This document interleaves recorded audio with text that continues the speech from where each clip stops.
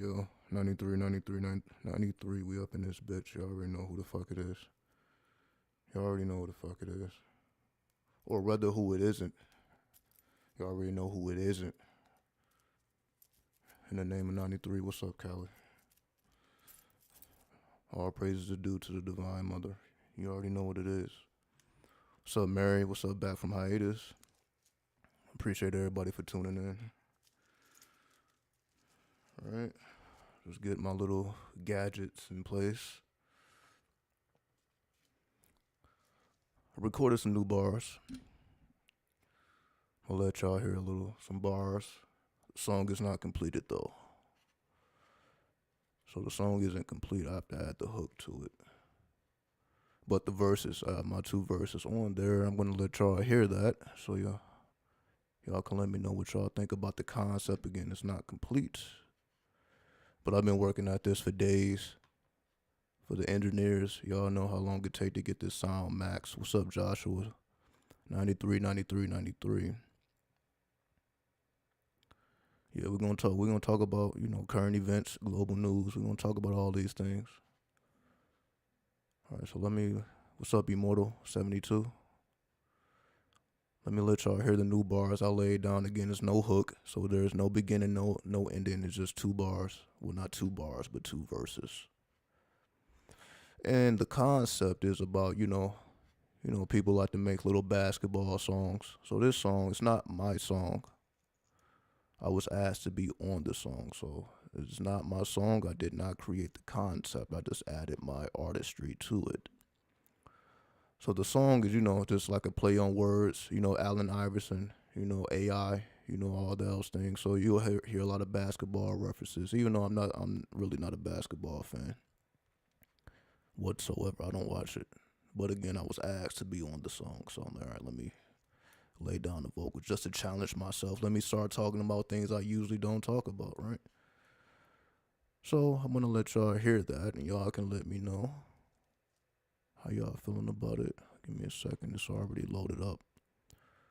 Already got this rolled. As you see, it's already rolled up. So I'm gonna spark that up, and we'll get into it. So without further ado, here it is. Again, it's incomplete, so the next time y'all hear this, it'll be complete. But I'm just excited to let y'all hear this anyway, so we don't even have to be complete. It's just a concept, right? We all about concepts. So, all right, let's get to it.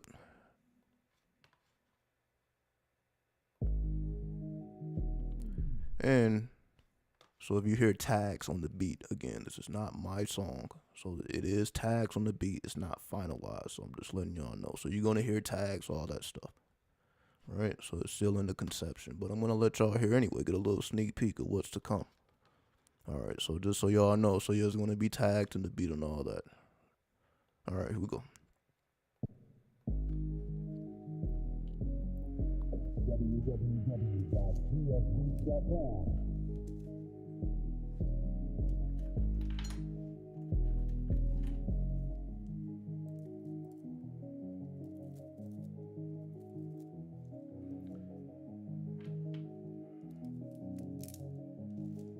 psv.com.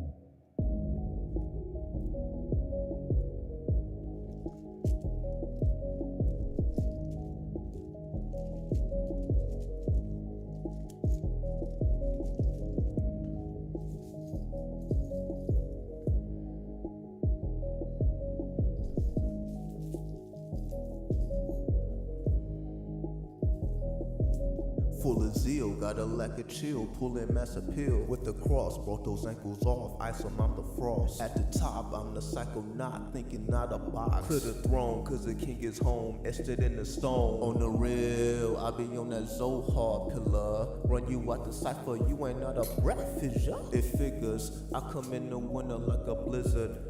And I got that ball of fire like a wizard.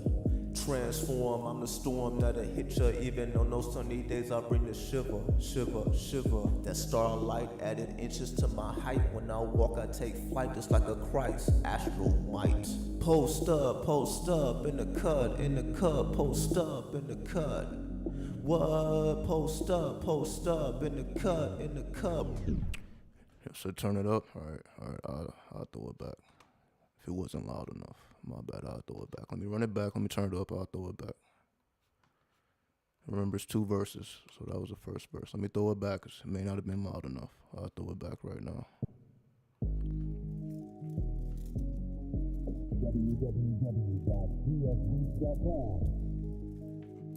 Give me a second here.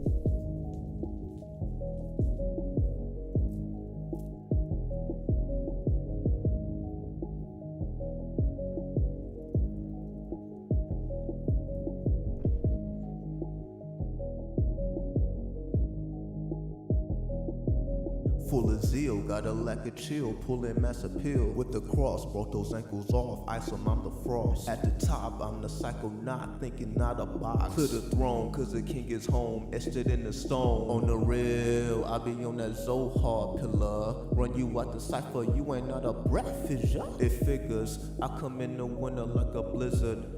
And I got that ball of fire like a wizard. Transform, I'm the storm that'll hit ya. Even on those sunny days, I bring the shiver, shiver, shiver. That starlight added inches to my height. When I walk, I take flight just like a Christ, astral might. Post up in the cut, post up in the cut. What? Post up in the cut, post up in the cut? What?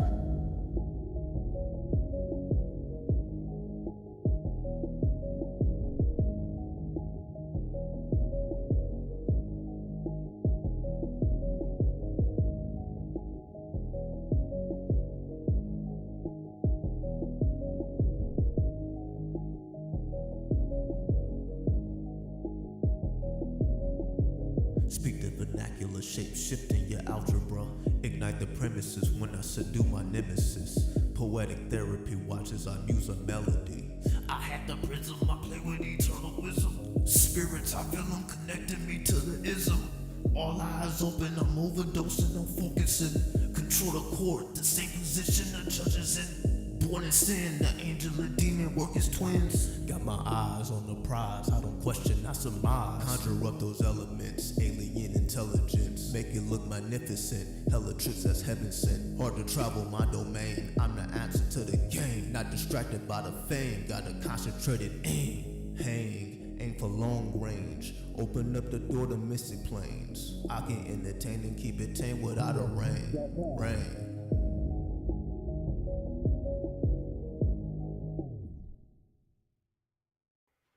All right, there you go. Just got some lyricism there. Yep. So that's where I'm at with it musically. Again, I don't pick up the pen anymore at this point. I don't pick up the pen no more. So all that was straight off the dome. I didn't write a single word down. It's like I'm over that. I've been writing for 10 years. It's just take too long. So everything that you will be hearing moving forward, no pen, touch, no pad. This is just all straight off the dome. What's up, sister? I see you, sister. What's up? Love you too. Yeah, you just lucky you not out here though. That's what it is. Fucking family been acting a goddamn fool. Family been acting a damn fool. As you already fucking know, but we ain't even got to talk about that. So, you know what I mean?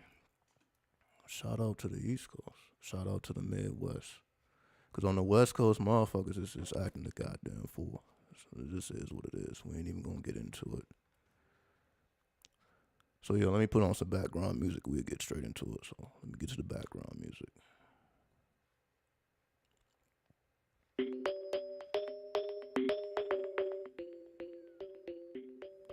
So, we'll just have that on. Turn it down a little bit.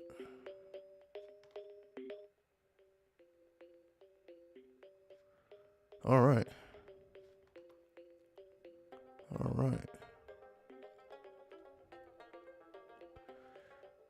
You going through it with your family as well? Again, that may still be a little loud.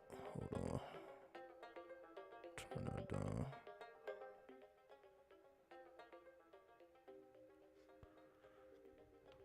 Yeah, family be acting a fucking fool. As we all know.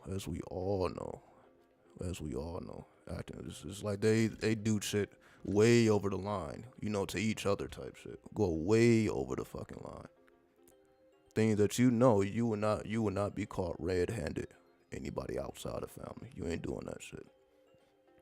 You already know family just be pushing the shit to the absolute max, right?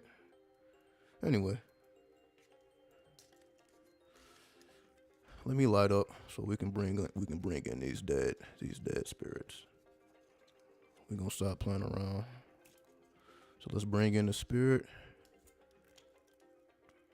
We're gonna get into it.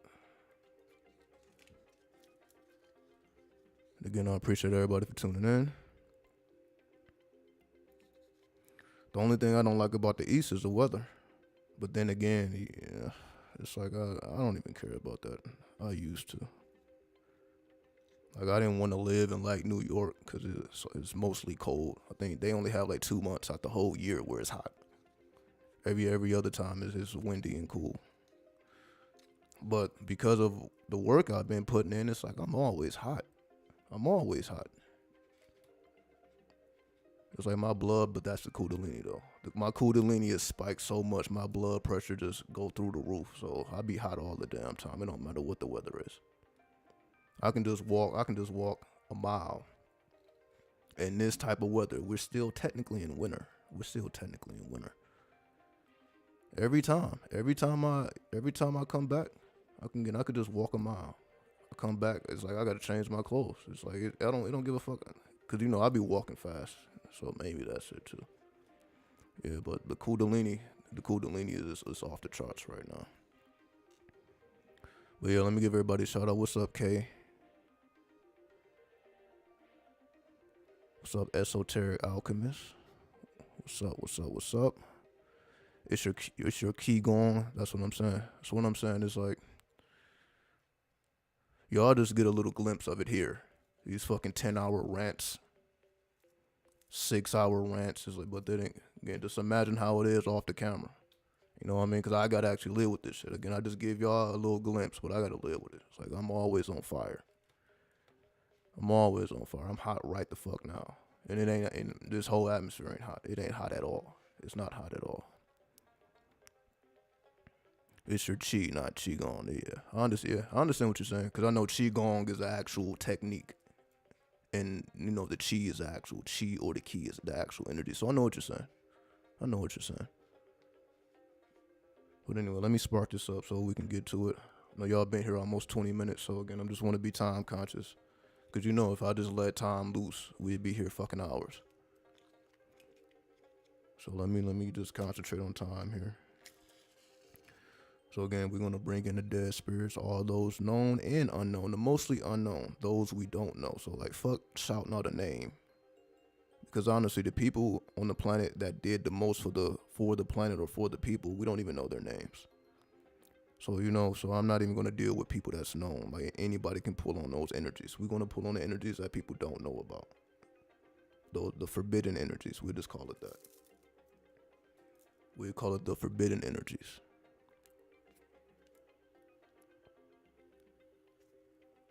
You're used to the New York cold. That's what I'm saying. I feel like you do get used to it. Like I'm used to the West Coast weather. It's like, but my body is hotter. But that's what I'm saying. It's like these are just after effects of spiritual work. I wasn't expecting this shit. Again, I was born in the cold. I was born in the Midwest. I was born in Detroit, so we had winter every year, like everybody else. As soon as I come out to the West, you ain't got to deal with all that. But as I continue to do my work, so my body is like 100 degrees, like all the fucking time. But yeah, so your environment don't really matter at this. As I'm learning, putting in the work, I'm learning. I'm like, yeah, all the things that I probably wouldn't do in the past, it don't even matter no more. I'm like, yeah, I go to New York and deal with the cold. It probably wouldn't even do anything to me at this point. But the last time I was there, it was cold as fuck. I ain't gonna lie. I had to have a big ass leather coat on. I got the videos. The videos is already up. It's cold as fuck out there. And it wasn't even winter. I think it was spring. But anyway, that's just personal stuff. So we gonna get into it. So what I want to do is, we're gonna go through everything that's occurring. So I'm gonna go to Google News. I'm gonna pull up Google News, and we're gonna see. We're gonna stroll down the timeline, and we're gonna give some commentary. So let me pull that up now. So I'm gonna pull up Google News, and we're gonna just stroll down, see what's going on, give some commentary and some technical analysis.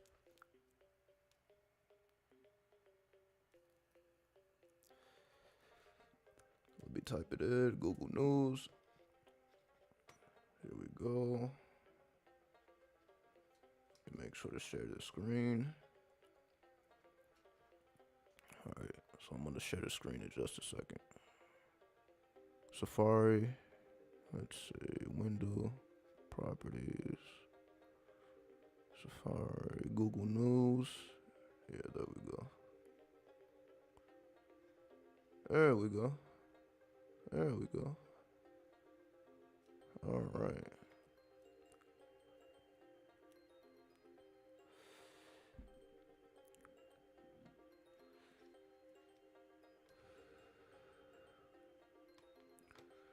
So I think I'm gonna zoom in. Let me zoom in a little bit, see if that makes a difference. Maybe it will, maybe it won't. Let's see. Does that make a difference? Let me see. Yeah, that should be a little more clear. Okay. So if we go down to events, as we were just talking about New York, right? That's crazy. I didn't look at this before I opened this up. As y'all know, I don't be preparing for these videos. I'll prepare for the short videos.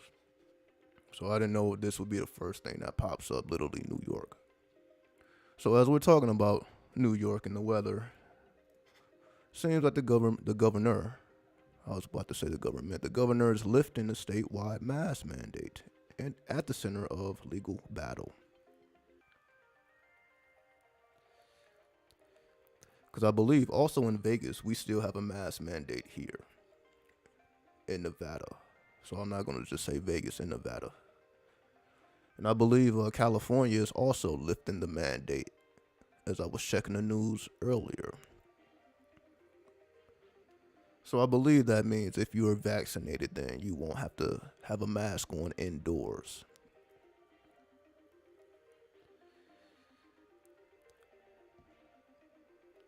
But here's the thing. As we know, it's always a scheme. Meaning you can still catch the virus. Because the vaccine doesn't stop you from catching the virus. It just makes sure that you don't die from it. So as safe as we think we are just because people are vaccinated, you can be a vaccinated motherfucker and still be transmitting the virus. Because you can be asymptomatic, as they call it, right? Just because you're not showing symptoms don't mean you're not sick. So you're walking around with a virus, you don't have any symptoms, but you're making other people sick. And this is essentially how we have the COVID spikes. Because people are still getting sick. So there really isn't a vaccine. It's just so you won't go through the gates of death.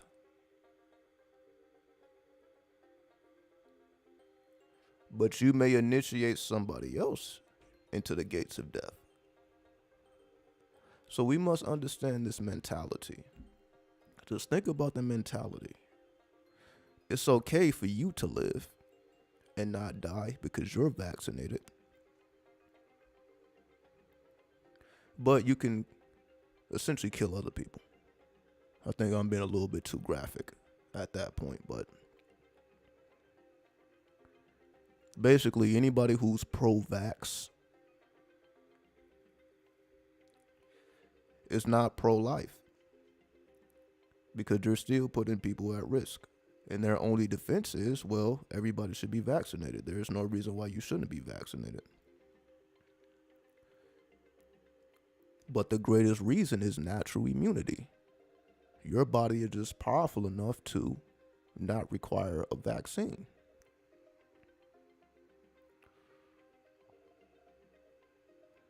So what we find is, this is what it means to exist in this world. This capitalistic world. And again, I'm not saying it's good or bad. I'm just here to point out the facts.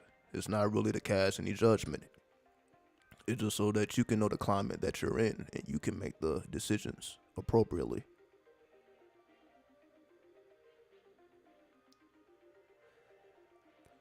So essentially, you can get away with murder. And again, yes, that's pretty graphic. I know I'm being extra graphic here, but you can essentially kill via viruses. But let me tell you something that nobody points out.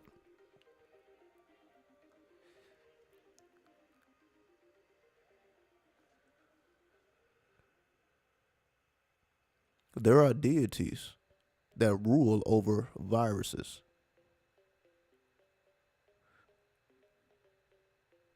Just like there's deities that rule over medicine.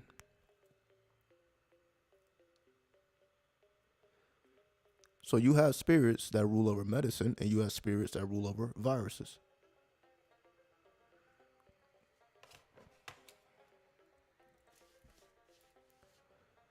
Meaning,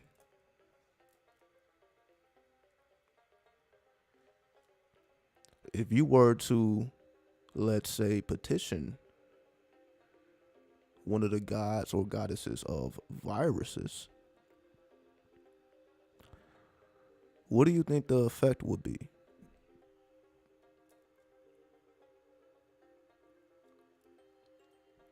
And again, not making any suggestions here, just something to ponder on. Everybody's trying to petition the gods and the goddesses of medicine because they're trying to protect their lives. And it really doesn't make any sense to petition a god or a goddess of a virus, because why would you do that? What benefit would that have? Well, they say the same thing about the Titans. They say the same thing about the forbidden gods and goddesses that you shouldn't petition because they're just clip-offic. You know, they're chaotic. They're just here to fuck shit up. Why would you want to petition those? Why would you want to work with those? What benefit would you gain? Well, ask yourself, what is the benefit of COVID? See, again, I'm gonna just speak capitalistically, right? We're gonna speak like you're in the boardroom and it's just a board of directors. This is like not, the public isn't allowed to hear these things. So we're gonna speak just realistically here. Ask yourself, what do you gain because of COVID, this virus, this world pandemic, epidemic? We know about all the things that are being lost. You know, supply shortages, lack of truck drivers. You know, people are being forced to take vaccines to maintain their survival. We know about all the bad. But what is it that you gain because COVID exists? It's just something to ponder. Because if you can discover what you gain, then you have a reason to petition a god or goddess for viruses because you understand, well, I gain. Well, in this case, this is exactly what's going on. Again, anybody who is pro vax, meaning they don't care. I mean, if you're unvaccinated and you die, even hospitals are refusing to take people if you're unvaccinated. So this is actually being enforced as we speak.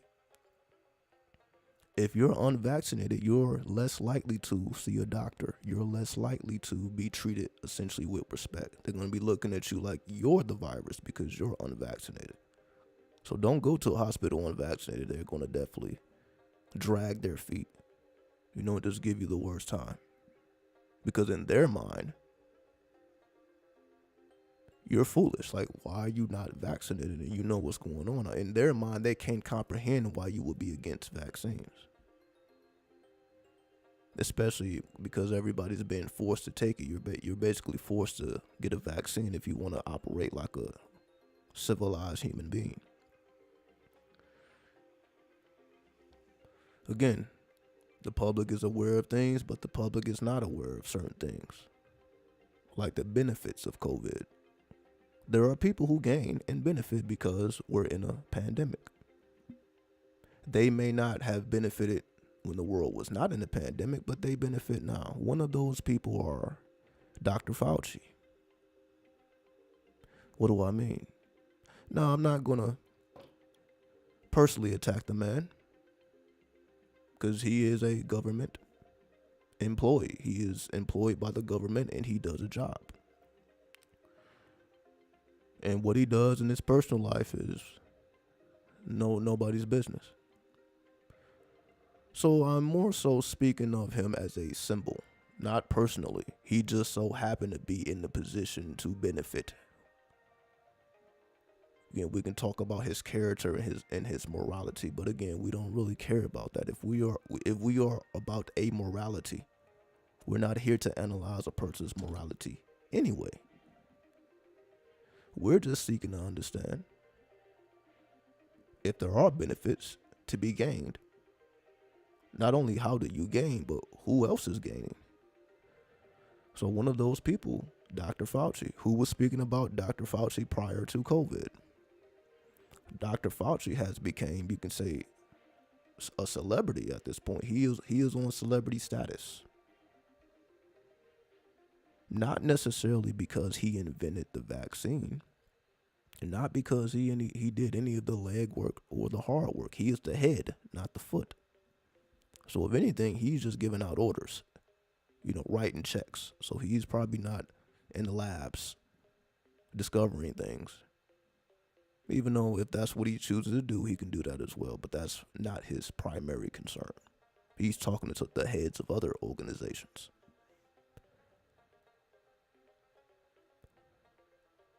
So because he's in that position he's in, he benefits. His status has went above and beyond, rather, anything he probably could have imagined in his life. So even though you can say there's a lot of people that dislike him because of the decisions he has made, because he is the head, so he is a decision maker. And some of those decisions you can say have been very costly, which is why people have their reasonings as to why they dislike him. But whether we like or dislike him or anybody in a position to gain because of a pandemic or epidemic, again, pushing beyond the morality and just looking at the actual law, whether the physical law as well as the spiritual law, what we find is if there is a gain to be had, there's going to always be someone who capitalizes on the gain, who puts their morality aside in order to secure the bag, as we like to call it now. Because a bag will at times or at some point require you to put your morality to the side. Why? Because people are bad? No, because this is a flawed world. Again, now we take our eyes off of people doing bad things and understand it's the nature of the matrix. It don't matter who's in charge, they're going to be doing some bad things. If everybody in power suddenly did have power and the power was transferred to other people, do you think that they would be more civilized? Or would they also fall victim to the nature of this world, which at times requires you to put your morality to the side? This is the whole essence of the project of the experiment. Let's continue. Just giving some things to ponder on. Another thing going on is people feel that lawmakers should not be able to trade stocks due to insider trading. For those who may not be familiar with the term, if you know whether a stock is about to go up or down, you can put a lot of money on that up or down and make a profit because you have access to information that the public, once again, does not have. So there is a connection between lawmakers and businesses or corporations, because you can say stocks are basically corporations. So if the lawmaker has access to the corporations, and this would be called insider trading. So now again, you basically can make as much money as you want, and you can. It's just basically a flip technique, a hustle. So that's why this has been, a topic of concern recently, because this actually happens and it continues to happen, and this is why they are thinking about a law. Like, okay, y'all shouldn't be able to do that because y'all have access to the corporations and the public does not. So you actually, as they say, the rich get richer, the poor gets poorer. This is an example of what that essentially means. If you have access to information that the public does not have, which puts you in a position to make a decision to benefit or gain, then there's no way that the public is going to ever get into a position of wealth. Because, for example, you may not have $1 million just to put on a stock to make 2 million back, 3 million, 4, 5 back. You can say the average person isn't moving that much weight, but lawmakers are. Because not only do they get a hefty salary, again, they have access to corporations. So these people essentially, it becomes a racket of wealth, or it can become that. Right? Again, I'm not here to make any accusations. I'm just here to share with you the nature of how the game is played, so that you can understand. This is why stocks are the way they are, or why the public has access to stocks. The public has access to stocks in a different way than lawmakers do. And again, the public thinks that they're going to make a big return, but that's completely different than knowing that you're going to make a return. See, the public essentially hopes and wishes to make a big return. But as a lawmaker, they can do it with precision, which is a huge difference. It's different than if you give someone money, then it's guaranteed that they can give you double of what you just gave them. That's different than them telling you, well, it's 50-50, or it's 40-60, or it's 30-70, which is essentially the percentages that most people are playing. They're putting in money that hopefully they are able to get back. They're not absolutely certain that they're going to get the money back, but sometimes luck is in their favor and they do get it, versus somebody who knows that the stock is going to blow up, basically. So let's just say they put $1 million down when the stock wasn't worth that much, but they know it's about to take off. So it's a quick money flip. And again, this is what they call insider trader, and this is how essentially people in positions of power utilize their power to gain access to information that the public does not have access to and secure, as we say, the bag. This is really how it's done. It's done via corporations that the public does not have access to, once again. So give me 1 second here. We're going to continue on. I'll be right back.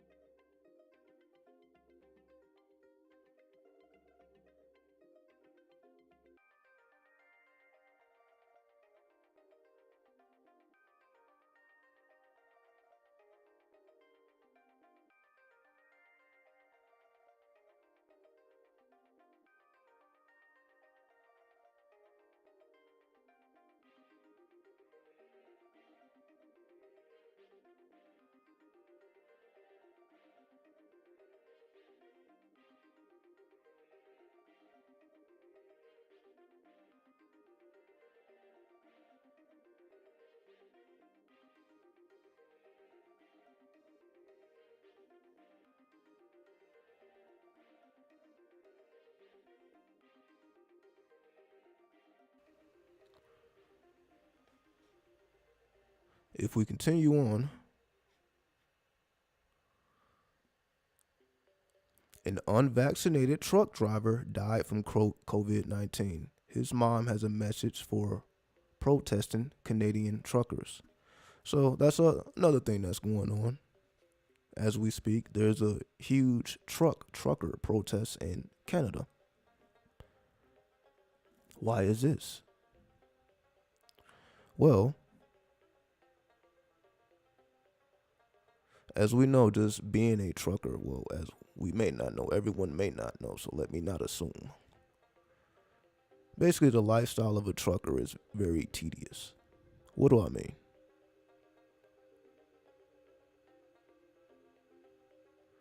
As we know, they're on the road for long periods of time in unfavorable circumstances. What do I mean? Not only do you have to travel all over the country, driving long periods of time. I believe the limit is 11 hours before you have to take a 10-hour break. Yes, I believe. So basically, you are allowed to drive up to 11 hours before you have to take a 10-hour break, or basically get 10 hours of sleep. And I believe you have to take a 90, or not a 90, but a 30-minute break, every 8 or 9 hours. So they got their mathematics on point as to what the rules and regulations are to keep you safe on the road. But again, that's the surface, because you wouldn't have a truckers protest if things were as smooth as that, right? So at some point, things begin to break down. And this is what I mean by the unfavorable circumstances. What do I mean? So not only do you have to drive all over the country, but you have to find somewhere to park your truck, because obviously you're not the only one. So just imagine getting to your destination and there's nowhere to park. You got this big ass truck with nowhere to park. So you have to find somewhere to park. And it's not necessarily like these locations like the back of your hand. So just imagine the type of situation. And that's why, I'm sure in the city you're in, you be seeing trucks kind of in random places, because they had to find somewhere to park. So yeah, why is that truck pulled up over there, or why is that truck pulled up over there? Because they had to find somewhere to park, and they still had to, deliver the package on time Also,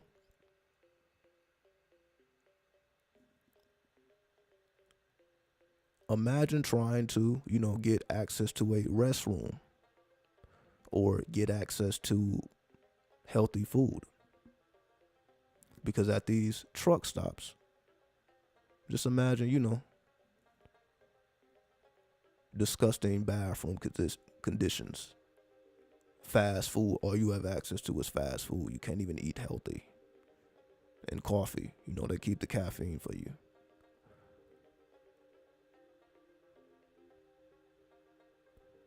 Also, you have to be at least 21. So that's why there's no teenagers driving trucks. So even though, that's another thing that's being considered, lowering the law from 21 to 18 so we can have a bunch of teenagers on the road. So that's one thing being considered. So there's a lot of things being considered, a lot of renovations that need to be made. But this has been going on, for some time now. So just imagine being in downtown Canada. Well, of course, the actual city was Ottawa. Yeah, Ottawa. So just imagine being downtown there. Because this is another thing that's been going on, and you actually live downtown. So doing a truckers protest, all you hear is a bunch of honking horns and a bunch of uncivilized behavior.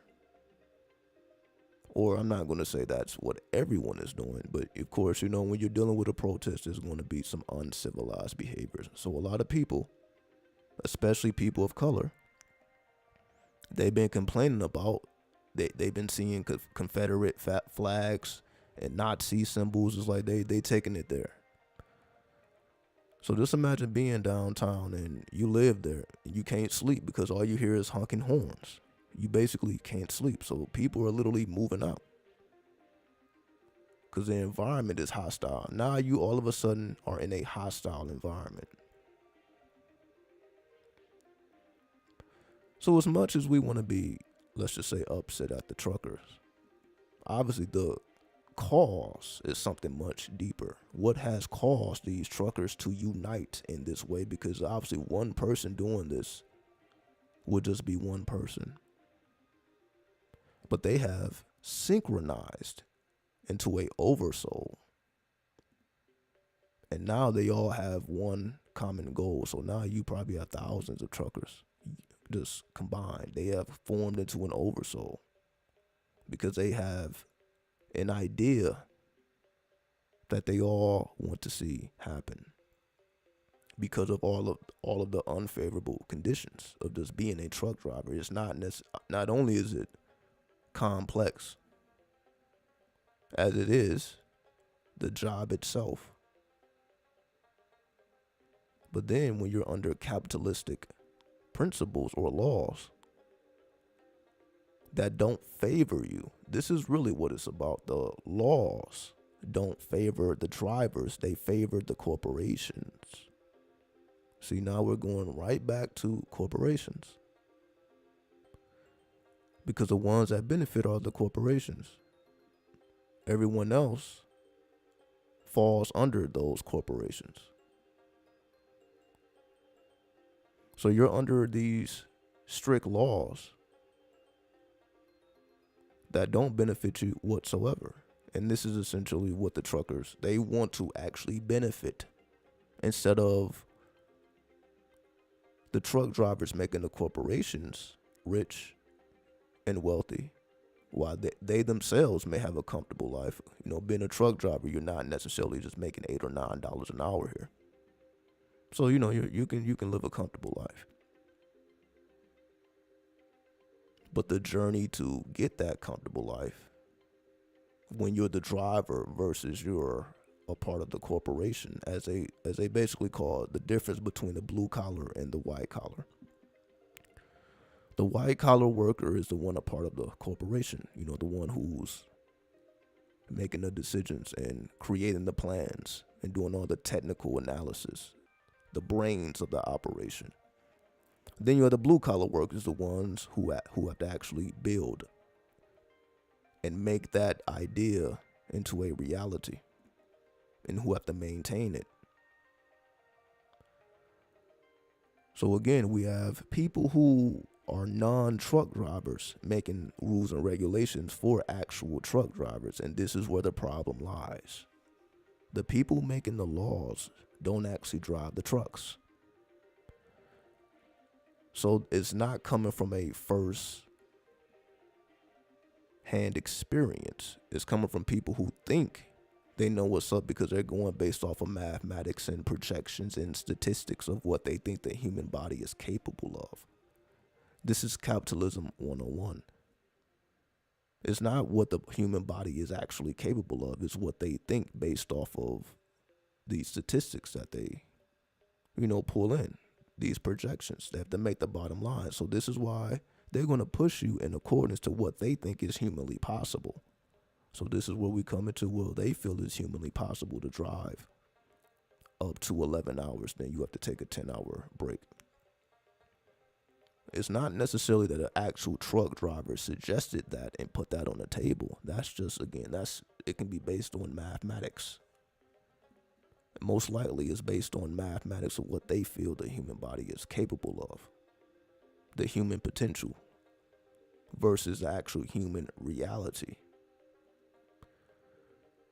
So essentially it just hit a boiling point because there's so much pressure on these drivers. And as we say, this can apply to anybody because all of capitalism is based on that. It's based on the math. It's not based on what people can actually do. It's what you think people can do.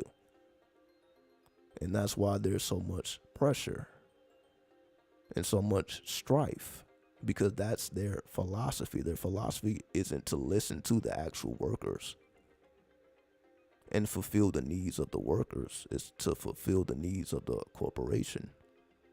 And the corporation is based on mathematics. It's not based on the actual possibilities or the human reality. You can say it's based on possibility versus human reality.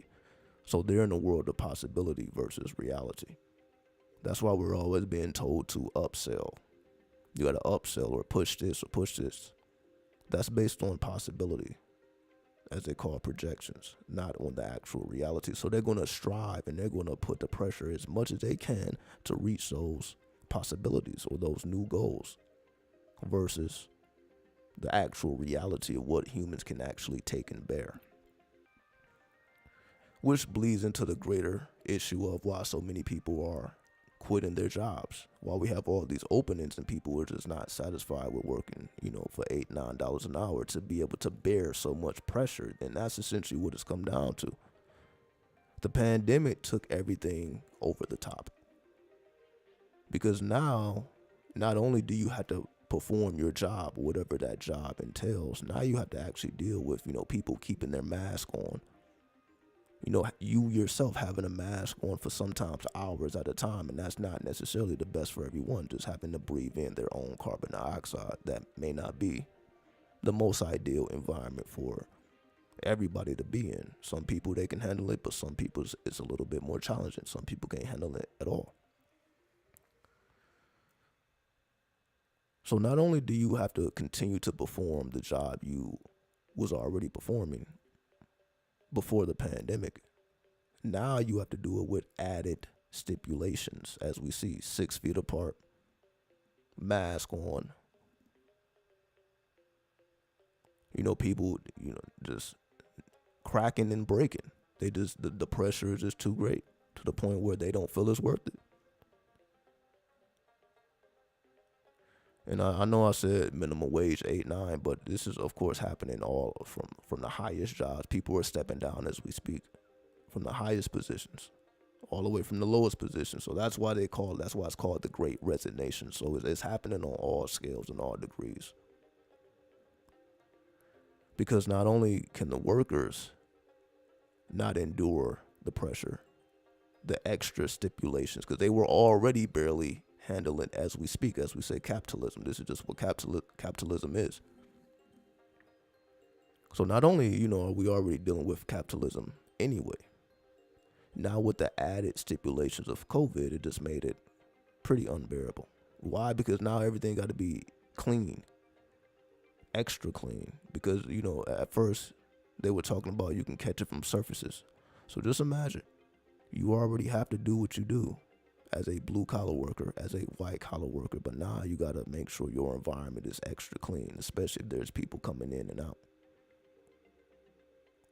So now all the cleaning that you used to do now is double, now it's triple, now it's quadruple. Now they're telling you to wipe down the surfaces and the counters every 30 minutes, every hour. So it's like now you have all this added dimensions that you essentially didn't sign up for. But because it's rules and regulations and laws being passed, you have to endure it. So going back to this with the truckers, because you can say they're the feet. They're the ones getting things from point A to point B. So not only do we have a supply chain crisis, as they call it, with the ships, which is still going on, even though they don't speak about it as much. So not only do we have all the backed up ships slowing down the supply chain, but again, they're still blaming that on the truckers. They say it's not enough truckers to unload the docks. So the docks begin to get backed up, to the point where they had to keep it open for 24 hours. So instead of it being a 9 to 5 operation, now it became 24 hours because it was getting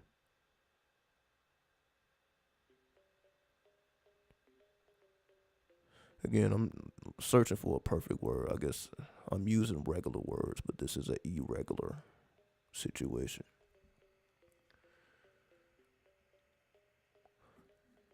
So let me round this off because I know there's more things to speak on here. The truck drivers, you can say, were the ones getting the most pressure. As you see, they have to deal with all this pressure anyway. So that on top of what's going on with COVID, everything began to break apart from the foot, not from the head or not from the brains of the operation, but the feet, because essentially they're looking like, okay, we can't humanly handle these situations. It's not humanly possible.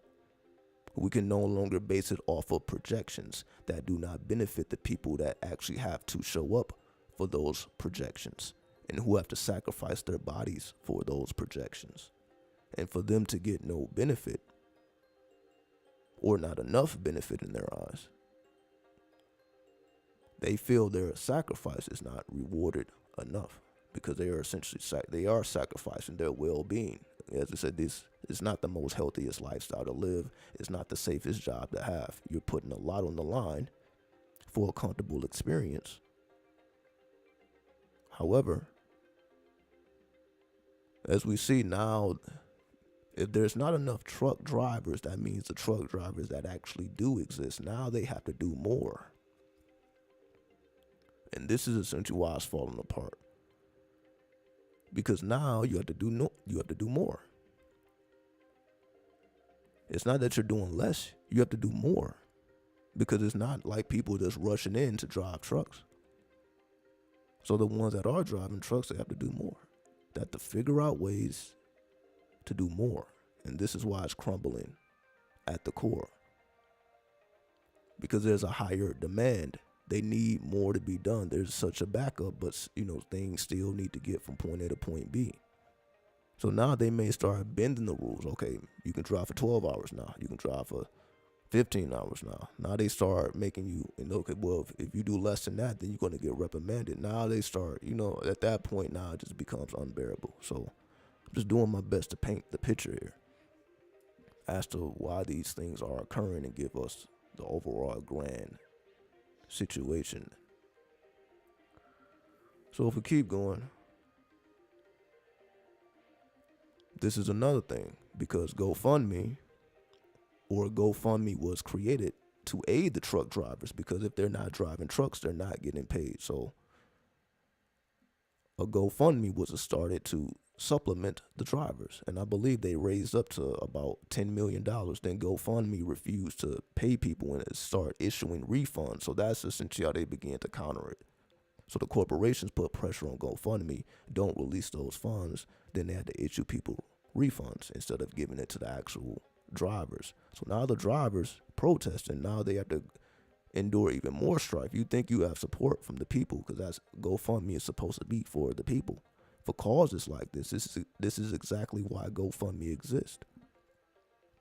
So the fact that GoFundMe refused to issue out the payments, and that has people looking at them crazy at this point, because it's like, yo, this is not supposed to happen with GoFundMe. This is exactly what. But then we're just seeing what really runs things around here. So yes, a website like GoFundMe, built for these exact types of situations, then refuses to give people what they're owed, what the people have essentially gave to the page. So people gave their hard-earned money to assist these truckers, all for them to not receive from a website that is supposed to be built to help in these situations. So what happened with that? Corporations, capitalism. We are not going to fund our bottom line sinking, because at this point now corporations are funding for other corporations to essentially become bankrupt. So essentially that now becomes corporations versus corporations, and that's essentially what they're not trying to do. They can have a healthy competition, but they're not about to have one corporation is funding another corporation to die. They're not trying to play on those terms. So corporations essentially synchronized forces and just decided to refund the people the money. Okay, we're not going to fund you not being in existence anymore. So that's what happened. So that's why GoFundMe took a step back, and they in the midst of all this controversy making headlines, because people were just thrown aback or just unexpectedly. It was like, yo, that was the last thing you was expecting, that a GoFundMe is not going to release the money. Basically, GoFundMe became political. Like, oh, they're going to put the politics in front of the actual people, or the corporations in front of the people, which is the core issue to begin with. That is the core issue to begin with. So the fact that they like, okay, we're about to fall back on capitalism, we're going to fall back on the system. So the fact that had to be, that they're going to choose corporations over the people, which is what they've been doing. They're going to go with the system and not renovate the system. Now it forces the truck drivers, okay, we're going to make it happen. You're not going to do it because it's just a right thing to do. Now we're going to force your hand. We're going to hit you where it hurts the most, your pockets. Without the drivers, there's no corporations. So they came into the realization that they hold the power. Okay, you want to treat us this way? Well, you're not going to have anybody to drive, because you're not going to drive yourselves. The white collar workers are not going to get in the trucks and drive. We already know that's not going to happen. So if you don't have any drivers, then the work ain't going to get done. So you're going to begin to lose whatever profits that you have been gaining. So you're not going to be able to essentially operate capitalistically. It no longer becomes a capitalistic environment in a situation where you have workers that don't want to work. It's no longer capitalism. Now it becomes socialism. Now it becomes something else. Now, when it becomes about the people, it's not capitalistic. And again, we are not in a socialist society. Some just depending on where you are in the world. But if you are in a socialistic society, then it's more about the people. The actual government is the worker of the person or the people. So the people are the ones who are supposed to benefit from anything that is occurring. Any monies that's coming in is supposed to be going directly to the people. The government is just the ones that cut the check and who keeps everything organized. But we know here, at least in America, we know that's not how the government operates. The government, instead of supporting the people, it supports the corporations. So the corporation, they're going to protect the corporation's best interest and not the people's best interest. And it's not because they're bad people. It's just because this is the nature of capitalism. We're going to protect the corporation. Corporations are entities. So essentially, they are protecting the oversoul. They are protecting the entities versus the actual worshipers. See, this is essentially what's really going on. They're not going to protect the worshipers. They're going to protect the entity. So if they have to sacrifice the worshipers to keep the entity alive, then that's what they're going to do. And this is where it clashes. This is where the battle occurs.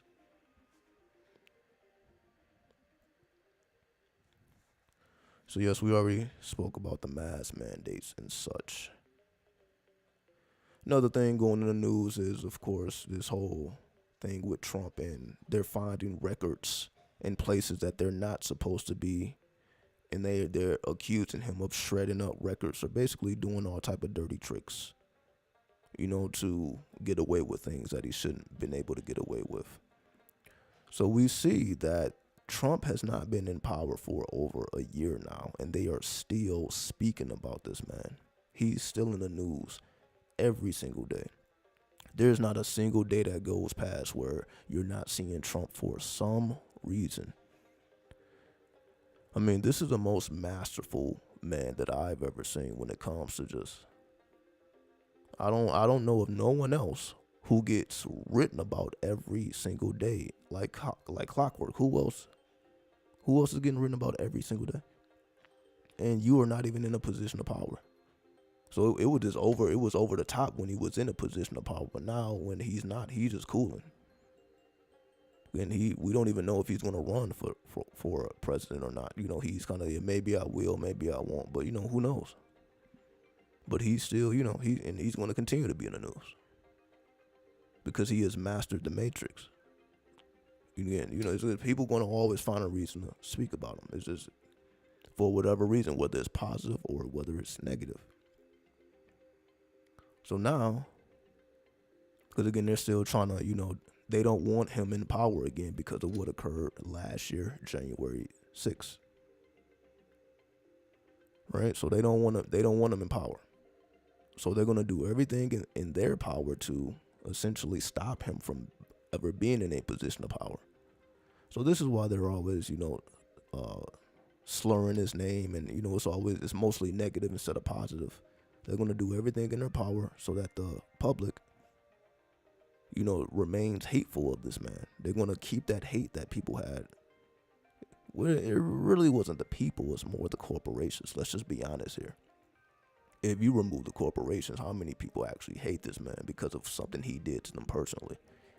The only reason people hated him is because it was every little thing that he did was just blown out of proportion because of the media, which are funded by the corporations. So, because the corporations are pro-Democrat, they're going to slur his name. So it don't matter if, again, they were talking about him just picking up a glass of water and the glass shaking, like, okay, he may be sick. It was just the littlest thing. He walked down a flight of stairs a little bit too slow. It would just be the most ridiculous. They're talking about him on the golf course. Oh, he's not in the White House today. He's on his golf course. It would just be the most ridiculous headlines. Just anything to make this man looks, you can say, non-human or other than human, other than moral. So again, whether we agree or disagree, which is really irrelevant, it's more about the play to keep him out of power because they fear him. It's not it's not out of love, it's out of fear.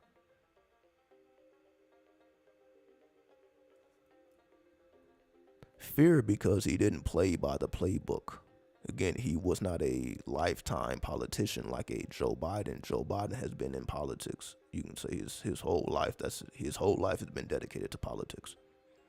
That wasn't Trump's case. So he didn't follow the playbook. He didn't follow the script. So that's why the presidency was kind of different than what we expect because he didn't have that background. So they're just making sure that people don't witness something like that again. Again, it ain't about whether it was good or bad. In some cases, it was good for people to see something off the hook. In some cases, not so good. But that's with anything. There's going to always be people that benefit and people that do not. But as long as you understand the play and keep the judgment and the feelings out of it, which is what most people cannot do, the public can't do. The public is just fully invested with their emotions and their feelings and their judgment. But if we're talking about the secret rooms, if we're talking about the forbidden rooms, we can care less. Whoever he is as a person is his business. But if we're talking about why they don't want him in power, because, okay, well, who does he benefit? Now we're going beyond Democrat and Republican. What type of person benefits when someone like that is in power?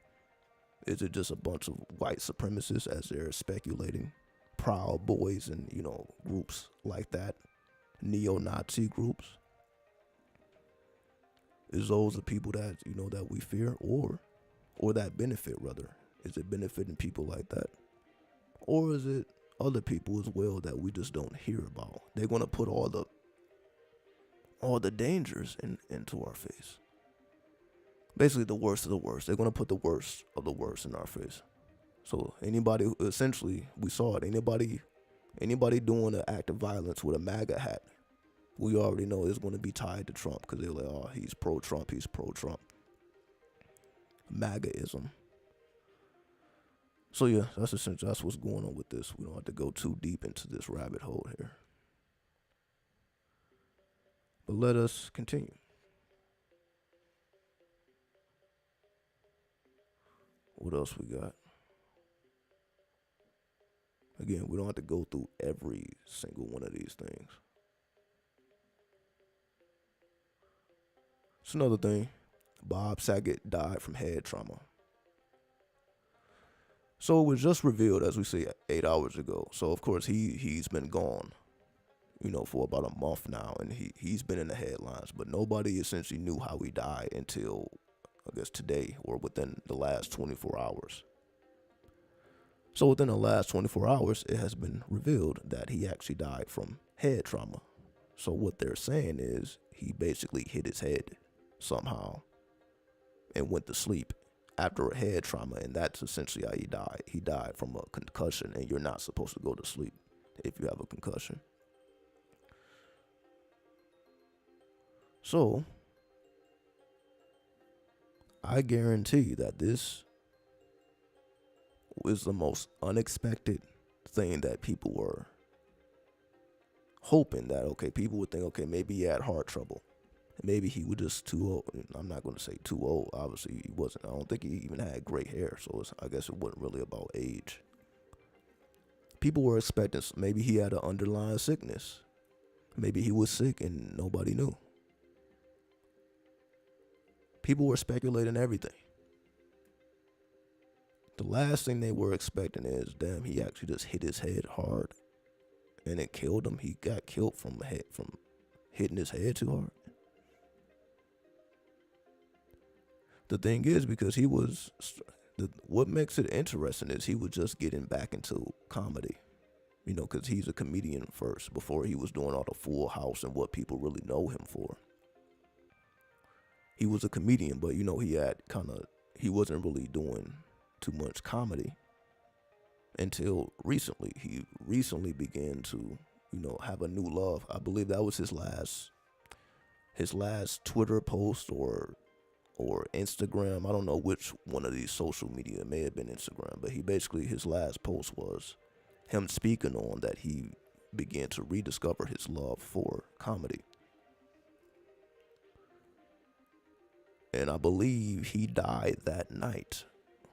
So his last post was him speaking about the newfound love he had rediscovered for comedy. Or the rediscovered love he had for comedy. I may have said that backwards.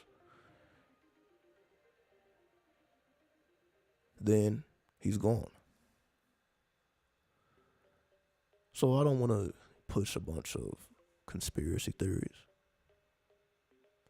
I don't want to give you a bunch of numbers, to prove that, okay, it was a government hit. We don't really have to go in that direction. There's plenty of people that's fully invested in that. But what makes it interesting is it clearly was a ritual, because his name has been in the media continuously for some reason.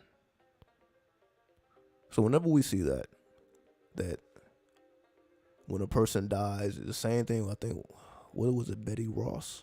Remember the older woman that passed? I don't even know if that's her name, Betty Ross. I should actually Google it or something. The older woman, Betty White or Betty Ross, something like that. Betty White, Betty Ross. One of those is right. But it's like it kept playing out, and they didn't reveal the cause of death till later on. It's like they continuously put, not everybody, you see it doesn't happen with everybody. Everybody doesn't get their name printed for months after they're no longer here. They did the same thing with Epstein when they said he killed himself. I think you can still see his face today. It may not be every day, but Epstein. You may at least once a week. So this man's been gone for quite some time. And you can say it's because of all of the things he was involved in. But of course, he's not the only one. Again, everything is strategic. Everything is by play. Nothing is just by coincidence. So whenever we see a death, and it's just for some reason they find reasons to keep this name in our face, we know that it is a ritual. Especially when it's emotional, when it's made to get you in your feelings, then you know it's ritualistic.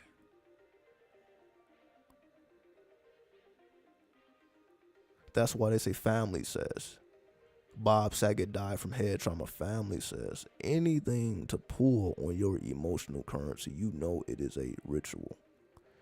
If we can't read this article, let's do it right now. Let me do it right now. Let's click. We're gonna click the article. If we can't get through this article without them playing on the heart, then we know okay, let's see if we can get through this. Let me put it to the test right now. We just want to put it to the test right now. Let's see.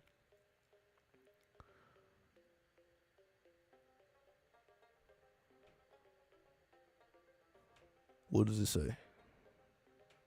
Look, here it is. Look, I ain't even look. Watch this. Watch this. Let me zoom in a bit so everybody can see it. Oh, hold on. There we go. Zoom out a little bit. There we go. Bob Saget, who was found dead in his Orlando, Florida hotel room. So I don't think I mentioned that. So again, he was hotel room. So somehow he hit his head in a hotel room and died from it. Died from a result of head trauma, according to a statement from his family. The authorities have determined that Bob passed from head trauma. They have concluded that he accidentally hit the back of his head on something, thought nothing of it, and went to sleep. The statement said no drugs or alcohol were involved. So they just wanted to emphasize he wasn't on drugs and he wasn't under the influence of any kind, because we know whenever there's drugs involved in a death, they're going to let you know that they died with a particular type of drug in their system. It's a whole different type of ritual. But they said he hit his head and he thought nothing of it. So I just want you to remember all the times that you hit your head, and it probably wasn't even a concussion, but even you thought something of it. You thought something of it when you hit the back of your fucking head. You thought it was something. It wasn't something like, damn, okay, you just shake that off. No, that shit was ridiculously painful. So essentially, he hit his head hard enough to cause a concussion. There is no way you have a concussion and you think nothing of it. Oh, I just hit the back. I just fell off my whole feet. I'm no longer on my feet. I fell off of my feet, landed on my head. Oh, okay, that just happens. No, it doesn't just happen. Because that means something was cracked, a concussion. Oh, the skull was fractured or something. Nah, you don't just ignore that. But anyway, I didn't even realize it. I wasn't even looking at the screen. I just fucking ad. Anyway, y'all know ads. The family added that they have been overwhelmed with the incredible outpouring of love from Bob's fans, which has been a great comfort to us and for which we are eternally grateful. As we continue to mourn together, we ask everyone to remember the love and the laughter that Bob brought to this world and the lessons he taught us all to be kind to everyone, to let the people you love know you love them, and to face difficult times with hugs and laughter. Now, there's more. The Fuller House star, 65, had been on comedy tour at the time of his death, as we previously spoken about. Speculation has swirled around the state of his health, as Saget had said he had COVID-19 in December. Oh.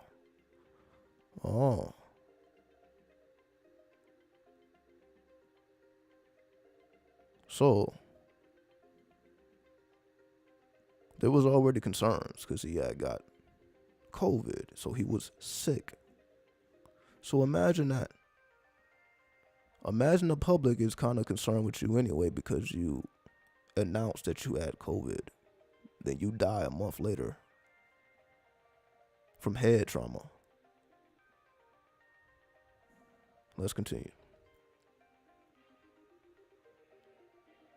His widow, Kelly Rizzo, told Good Morning America during an interview last month that her husband appeared to be in good health prior to his death, and that his having COVID in December was not anything serious. So, we just saw two different times. It wasn't anything serious. Up here, what did it say? Thought nothing of it and went to sleep. Thought nothing of it and went to sleep. So not only did he get COVID, it was nothing. So he's just supermaning through COVID, and he's just supermaning through concussions. Is this what's going on? So COVID ain't do nothing, even though it's killing people. Didn't affect him whatsoever. And he's so powerful that he had head trauma and just thought nothing of it.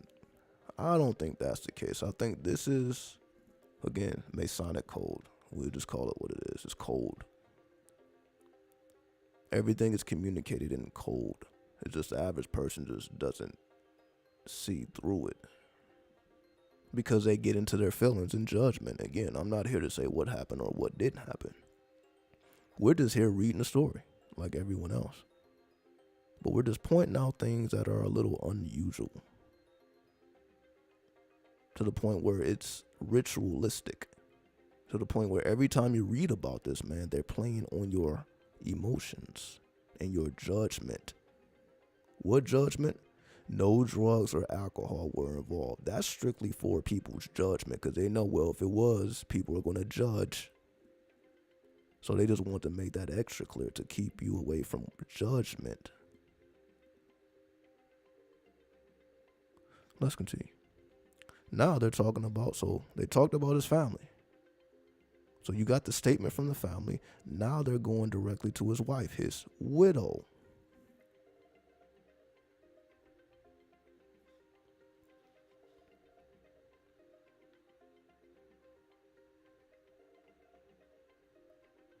Here we are once again. At this time, there's no evidence of drug use or foul play.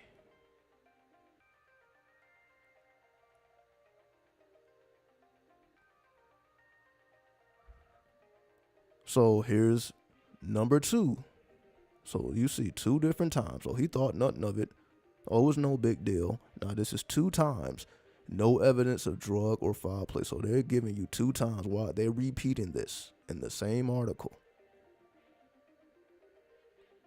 Just letting it be known, no drugs, no alcohol. Okay, we knew that the first time. We just read it. Couple sentences down, we're being told the same exact thing. Why? Is it so important that you let it be known that there was no drugs or alcohol involved 2 times in the same article? That they're just trying to convince us, oh, he thought nothing of it. He's just able to endure all types of pain and just think nothing of it. Let's continue.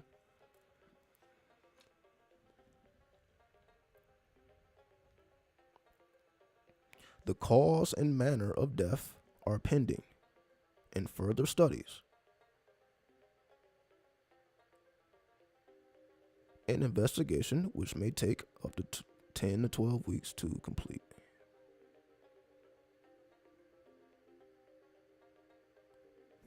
But they said he died from head trauma, so that was the cause of death. Well, how the fuck would you even know the manner of death? You need further studies for that. So they're going to determine exactly what he hit his head on. Because we heard nothing about blood being anywhere in this hotel room. There's been no reports. Well, we saw blood in the sink. There was blood on the toilets wherever he hit his head. That caused, they said he started bleeding, internal bleeding.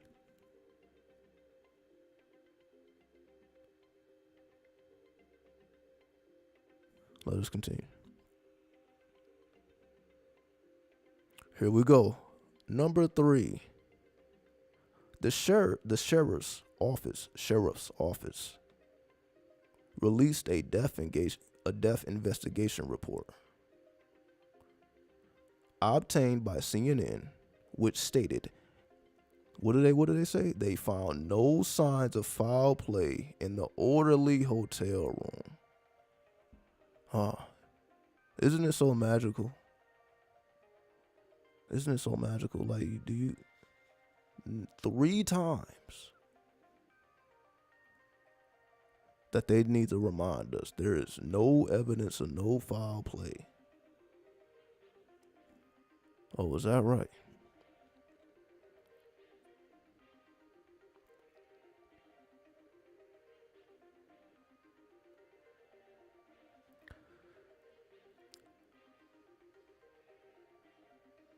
Saget had been expected to check out of the Ritz-Carlton on Sunday morning, and his family members contacted hotel security when they were unable to reach the star, according to the report. Now that we have the final conclusions from the authorities' investigation, we felt it only proper that the fans hear those conclusions directly from us. The fans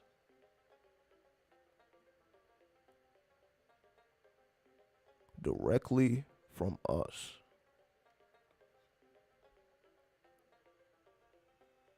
Fans? So this is what we call his fans. His fans want to hear directly from the family, which got reports directly from the police, which got reports directly from the hotel. Anyway, I think the point is made here.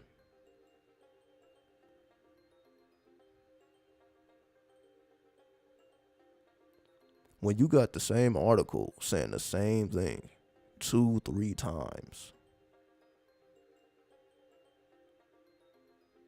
trying to let it be known that there's no foul play, there's no foul play, there's no foul play. Who are they trying to convince that didn't get it the first time? This is what I mean by a ritual. See, once you hear it the first time, second time, third time, oh yeah, I guess there's no foul play. Once you didn't read it 3 fucking times, now you read anything 3 times. They say 3 is a magic number, right? Third time's a charm. Third time's a charm. They had 3 times. No foul play, no foul play, no charm.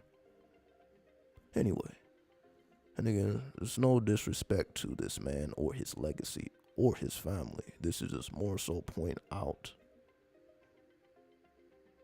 the ritualism of the media, of the society, and how they actually communicate what actually is going on. Even though they're saying no foul play, no foul play, no foul play, but they're actually letting you know exactly what occurred when you're able to read between the lines, and why they've been putting this man in the media ever since he passed away, letting it be known this was a ritual. We're going to hear directly from the family. We're going to hear directly from the widow.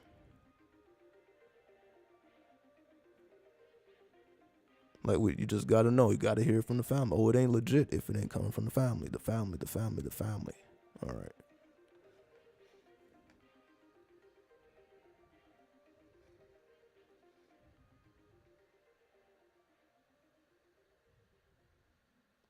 What's crazy is he was being looked at because he was supposedly a pedo. Just like Epstein. This is what I mean. This is exactly what I mean. Things are covered up.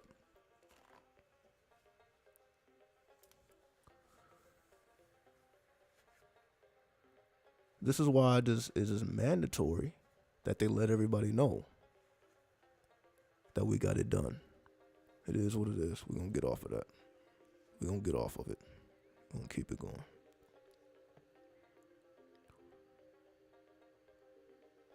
Futurama revival ordered at Hulu, with multiple original cast members returning. So if you were ever into Adult Swim, then you know about Futurama. Some people seen it, some people seen it, some people don't. Why is it on news? Why is it making headlines? Because of the nature of the show. If you understand the nature of Futurama, as you see, just look at the image here. You see a man, an alien, because she has one eye, so she's like a cyborg. Well, not a cyborg. She's some type of alien intelligence. And you see her with the wrists, with some advanced technology. So this is like an alien type. Then you see a robot, artificial intelligence. So you see humans, aliens, artificial intelligence. So even though this show, was created decades ago at this point, I think. Maybe not. I don't know when it was actually created. I remember watching it, and I remember the concept. As we just see, all you need is an image right here, so you can kind of put 2 and 2 together as to how this plays out. Space traveling, different dimensions, parallel universes, all that. So Futurama, essentially, you can say there's codes. Just like there's codes in the Simpsons. There's all these hidden codes. Well, Futurama is where those codes have been planted. There's no coincidence. That's why I say somehow Futurama is coming back again. As if there's some surprise here. Why is it a surprise somehow, like it wasn't supposed to come back? Why is it a somehow, like it was supposed to? Yeah, because they wanted to dead it And it wasn't supposed to come back. It's like it was resurrected. That's why they call it Futurama revival. To the point where they got the original cast members. Oh, this is just all by coincidence?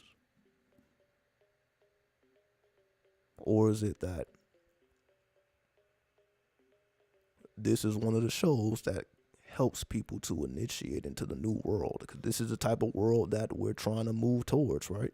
Anyway, with all this UFO talk, all this alien talk, all this artificial talk, all this virtual reality, all this metaverse talk. Because in the metaverse, how do you think people going to look? People going to look regular human, right? But you're going to have some people that choose to look like an alien, other people that choose to look like artificial intelligence. So you would see this in the metaverse. You will see something like this. So although we've been looking at it as a cartoon, this is an image that you can actually exist in the metaverse or in the astral plane. So whether you're going into the metaverse or you're going into the astral plane, this is something that you probably would see. So this is a code into the metaverse or the astral plane. Anyway, just doing some interpretation here.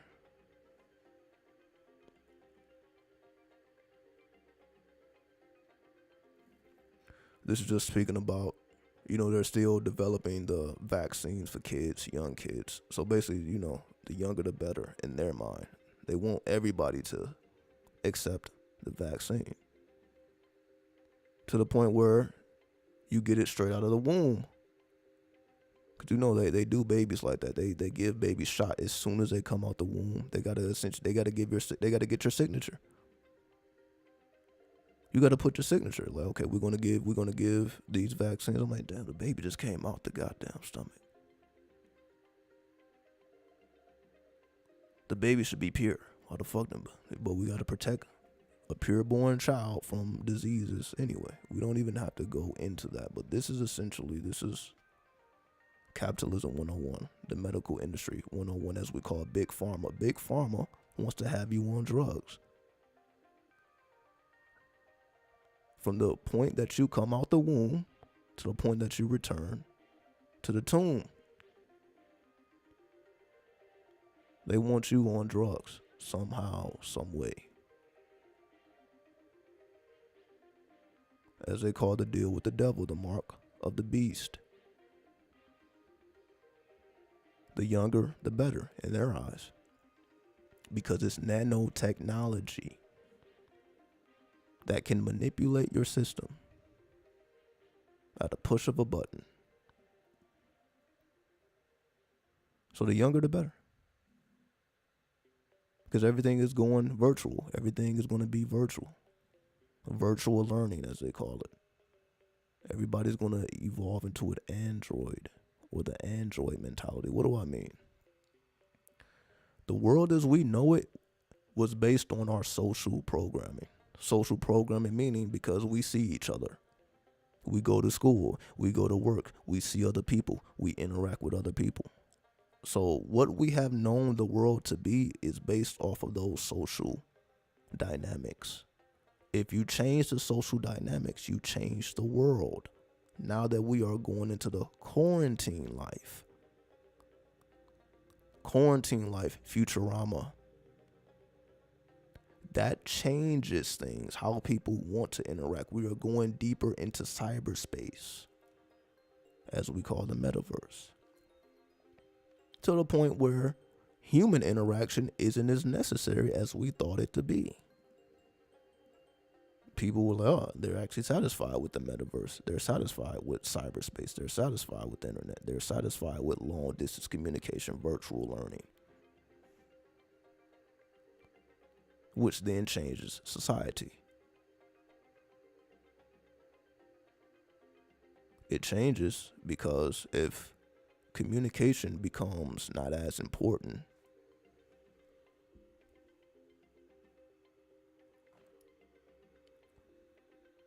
the result makes people more misanthropic. Misanthropic is you actually start not to like people in real time. So not only are you not communicating as much. Now you begin to not really like people. You actually prefer their cyber avatar. This is why YouTube is so popular. Just think about it. This is why the internet is popular. Just think about it. We project our avatars on here. We get along better on the internet than in real time, because real time is not necessarily your higher self. You can actually manifest your lower self. But whenever we're dealing with cyberspace, whenever we are interacting in cyberspace, you can manifest a part of you that cannot be manifested strictly in the physical level. That's the whole purpose of cyberspace. We are manifesting a part of our avatar that has no physical component, to the point where it has to be projected into cyberspace. It's still us. It actually do exist. It's like the astral body. The astral body isn't physical. It still exists. So you have a cyber self that manifests in cyberspace, as we call avatars. So there's a part of us that strictly exists in cyberspace that doesn't have a physical form. And we essentially prefer that now. We prefer to interact with people's cyber avatars than the physical, because, again, it's a part of you that is not allowed to, I'm not going to say allowed, it just doesn't have a physical representation. There we go. It doesn't have a physical representation because it is of a higher vibration. It doesn't vibe low enough to take physical form. It doesn't vibe low enough to take physical form, so it only takes a cyber form. And that cyber form, that's what people prefer. That's why, we get on, we watch videos. Why watch a video when you can interact with a person in real time? But what do? We live stream. Because it's a part of ourselves that manifests here that is not here physically with us. And this is how we develop. That's why we go on the internet. Most people that are woke is due to cyberspace, cyber interactions. It ain't because they read a bunch of books. That's the old time. That's previous to the internet. Before the internet, yes, there are people right here, but that's what makes them so different. People that were educated strictly before technology or the cyberspace and metaverse, people that were educated without virtual learning and all this stuff that we're dealing with now. Those are a different type of people. Now we are evolving. This is why this technology exists. We've already known this. This is nothing new. We've always gone into the metaverse or the astral plane. We just call it the astral plane, metaverse, astral plane. So we've already been doing this. It just is more tangible to the public, not the elite or not the forbidden chambers, the public. See, the public is not concerned with the astral plane. They're concerned with the metaverse. Then the forbidden society is concerned with the astral plane, because that's where they're getting the technology. That's how they're learning how to do these things. They're not just making this up because they're just extra smart. This technology already exists. We just have to translate it. It's not in English. That's why we go to the astral plane, to understand languages and things that we can't understand physically, because we have limitations, but those limitations are strictly physical. It is not astral. So our astral self, or as we call our higher self, can just do more things than we can do here physically. And this is what the internet is a result of that. So many of us are in the position we are in because of the internet, because of our cyber self, because of our cyber avatar, which is a real thing. So it's not a part of you that don't exist. It's a part of you that do exist. It's just not physical. So you have that. That's why you see, again, the Futurama, the three. Again, you got the human being, the alien, and the cyber intelligence. The cyber intelligence represents your cyber self, and the alien represents. Because when we think about aliens, we think of aliens as extraterrestrial. So that would be like your astral body, your extraterrestrial self, your star self. That takes us to the Holy Trinity. Your cybernetic self, or your cyber self, your astral self, and your human self. Let us continue. Just piecing all these things together, that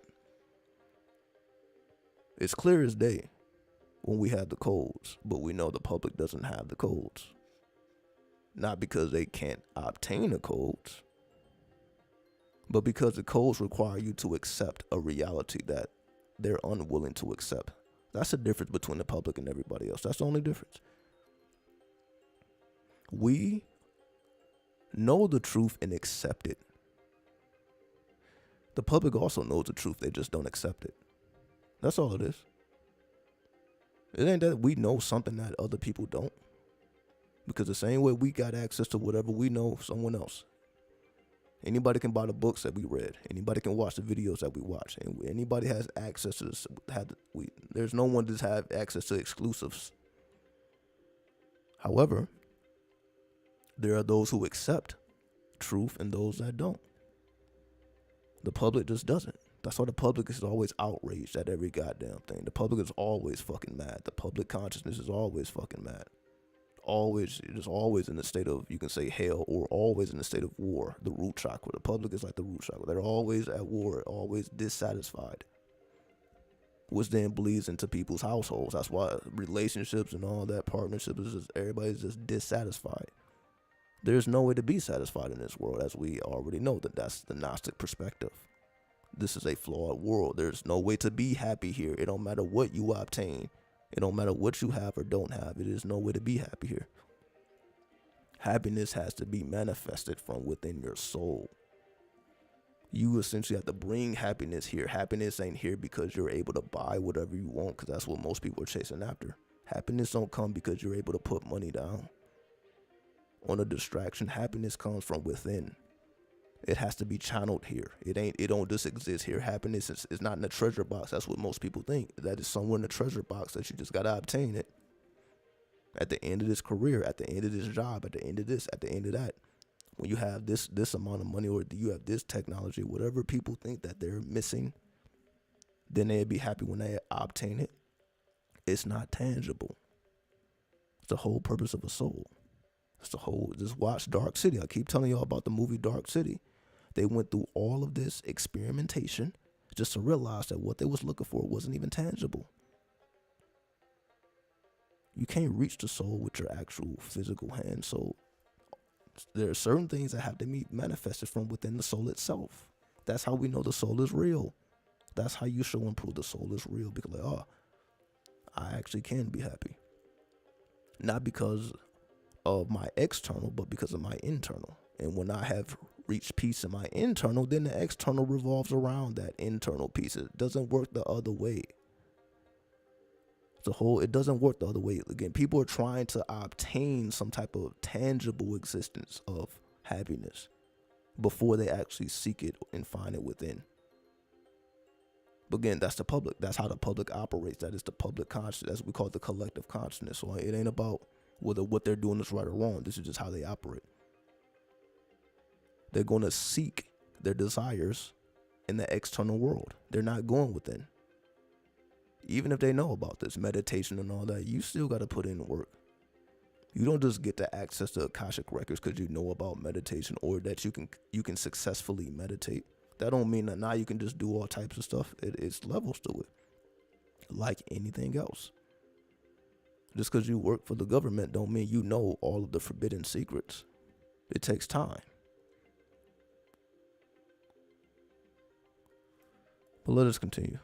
Again, you see how we'd be talking about this stuff all day or all night at this point. So yes, we already talked about the truckers. What else is going on? So we got road rage in Houston. 9-year-old shot. So as I was just speaking about, this is a result of the collective consciousness, because they're always dissatisfied and angry. So just imagine, just ask yourself, do you think that road rage was rooted in something deep, or was it reactionary? Did that person getting into the car just react? Or was it planned? Of course it wasn't planned. It's just people are already dissatisfied, just waiting for an opportunity to show and prove it. So this is why I guarantee something like this would spare the moment. Someone already got into the car dissatisfied. And now All it did was create more dissatisfaction.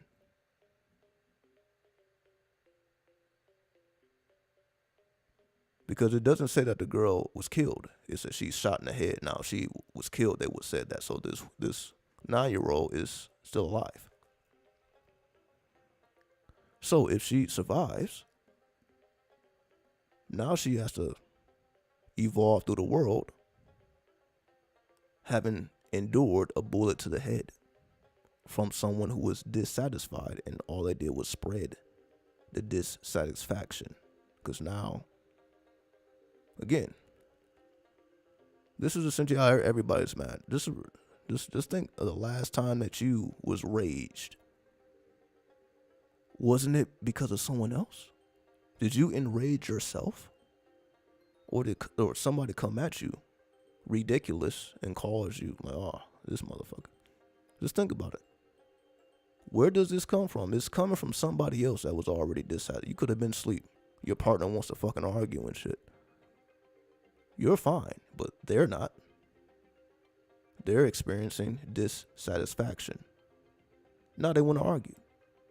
Now that creates two people that's dissatisfied. And of course, that is the perfect environment for arguments to occur. It can't be one person is dissatisfied and the other person is happy. The only way for people to argue is they both got to be at the same level. Either they both happy or they both dissatisfied. So whatever pretend happiness that we thought we had, it can be snatched away just like that without training. And that's what meditation does. Meditation is not a technique. Meditation is a lifestyle. Meditation is, I know how fragile human beings are. So I'm going to be sure to stay in a meditative state and not get pulled into their dissatisfaction. I'm not going to get pulled into that vortex with some pretend happiness that we call positive vibes, positive thinking. It ain't so positive when somebody come at you sideways and now you react. Well, what happened to all that positive energy? You see how quick it can be snatched from you without training, which goes beyond just thinking that, okay, positive thoughts. You got to do more than think positive. You got to safeguard yourself from vortexes that may overpower. Remember, negative energy is more powerful than positive energy. People, I don't know why people don't understand this. This is why negativity can absorb positivity. That's what people don't understand. So anybody saying positive thoughts, positive, well, positive energy can be absorbed by negative energy. Your happiness can be ripped away from you quickly if it's not rooted from your internal planes. If it's based on something external, it can be taken from you. If it's based on some type of tangible experience, it can be taken from you.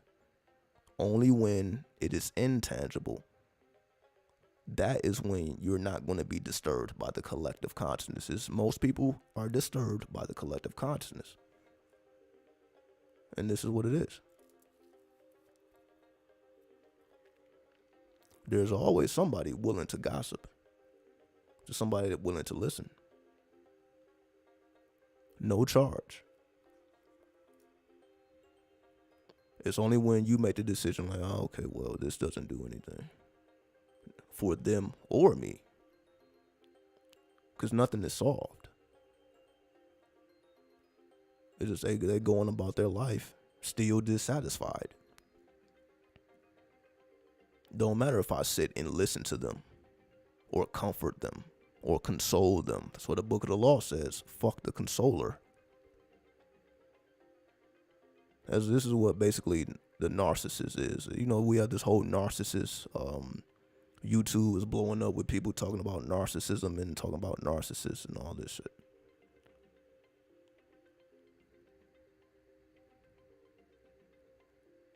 Which is basically, in their mind, you can say a predator who's just trying to destroy people, who's just trying to just make your life hell because they're dissatisfied.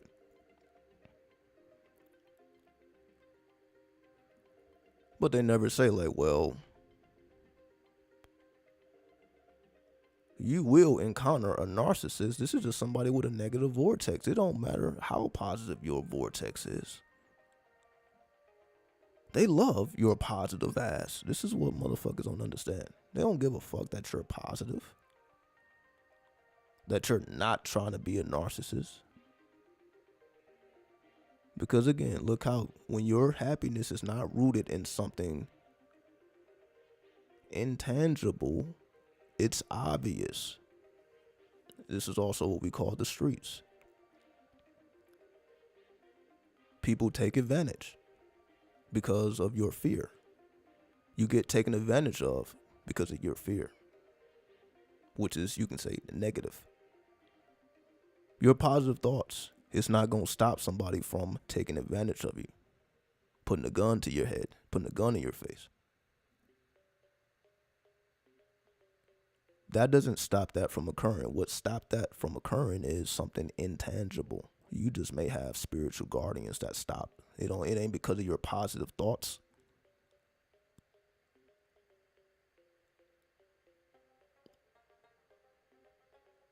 Because once you obtain the intangible happiness, which is not based on what is occurring physically, then you don't even think about that type of stuff. Not because it don't happen.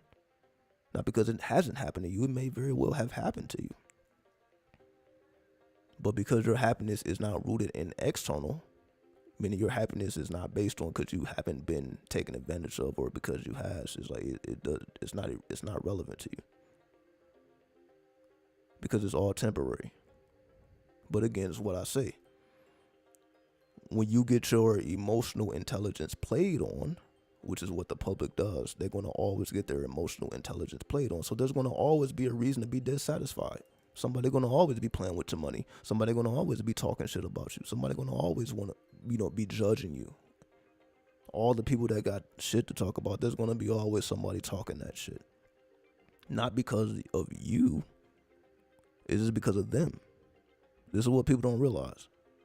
There's no such thing as a hater. No, nobody hate you because you're just that big of a deal.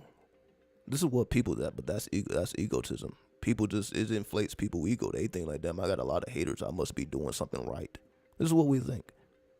We must be doing something right because we got a bunch of haters. That does not mean that. Again, we have created some make-believe shit. You're going to have haters as long as people are dissatisfied with themselves. They don't have shit to do with you.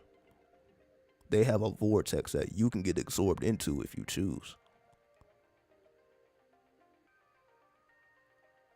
This is all about energy. This is the type of energy that they don't discuss. They tell you all day about positive energy and positive thoughts. It's nothing. But again, they're not going to tell you that negativity can dissolve that. Somebody negative can come and just destroy all that positive thinking easy. But you're not going to be taught that. That's why you have to balance it with the negative, which is not negative. See, the opposite of positive thoughts isn't negative thoughts. Remember, it's about masculine and feminine.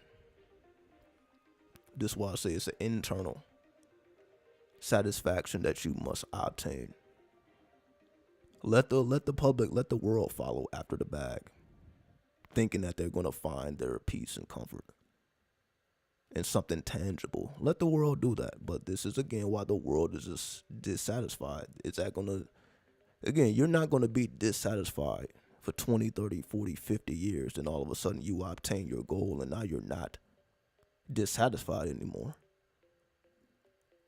I don't know why people think that, but then, like, all right, so you about to struggle for however long that people feel like they got to struggle to obtain some type of position, some type of rank, whatever they feel that they're going to get, which is still based in tangible reality. And that's going to somehow solve all your problems. It just doesn't work like that. Your problems are solved when you find internal peace. You don't have no problems when you're internally at peace. There is no problems. Because again, you're not concerned with the external, what the world is or is not doing, what people are thinking or not thinking, how negative or how positive. Again, you're not concerned with either way. So what I'm saying is that you don't choose sides. Again, you're not the positive thinker or the negative thinker. You're neither. Because one extreme is not better than the other extreme. This is what people don't realize. One extreme is not better. So the most negative thinker is not better than the most positive thinker. You may think on the surface, oh, well, the most positive person is better. No, they're not. One extreme is not better than the other. If you're all the way over on that side of the scale, you're still at fault. This is the middle ground. This is the middle way. You ain't positive or negative. You're neutral, meaning you know how to negate the positive or the negative. That's what that means. You don't give a fuck. Positive people can be just as dangerous as negative people. That's what people don't realize. You can think somebody's positive doing positive things, but they're not positive. That's just the image that they produce, that they want you to believe. They're basing their physical acts. It's not based on the contents of their soul.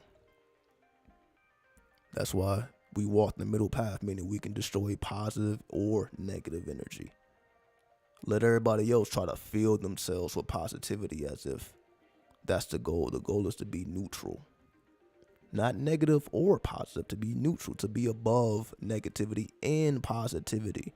This is what people don't realize. Happiness don't mean positivity. Don't let people fool you. Happiness is not because you're positive. Happiness is neutral. You can give a fuck. That's happiness. Happiness is I don't give a fuck whether it's right or left. You're non-judgmental. That's happiness. Meaning you can care less.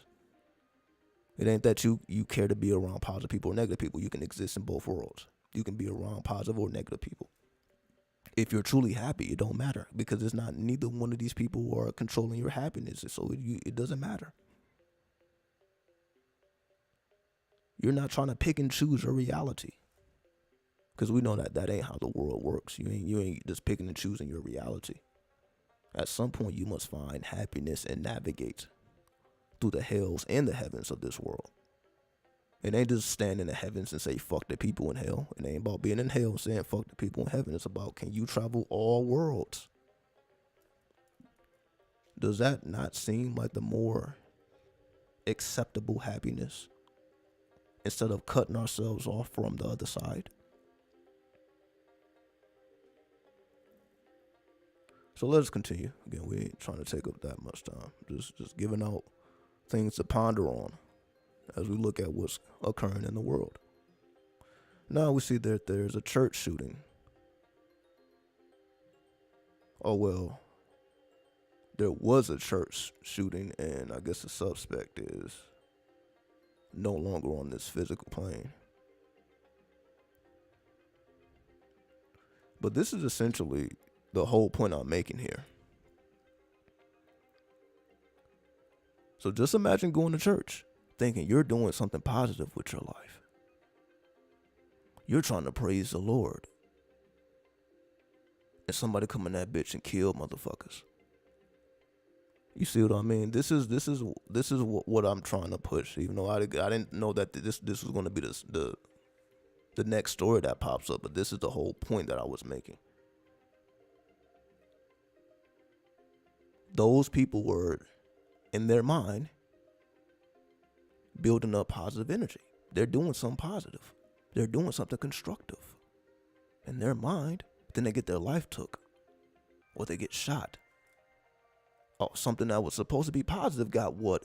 Dismantled by something that's negative. My whole point.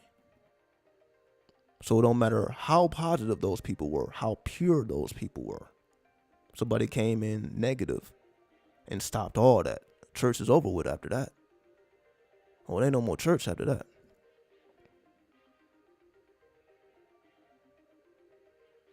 So this is the example. So all the people that's trying to, okay, well, I would rather go to church. I would rather go here. I would rather be with these people. I would rather go, oh, if somebody come in, fucking shit up. And again, it don't always have to be a person with a gun. It could just be a person with a different thinking pattern. So I know I'm being extra extreme, but all it takes is somebody who thinks, you can say, negatively or differently than you. So it don't always have to be the case where you're gambling with your life necessarily.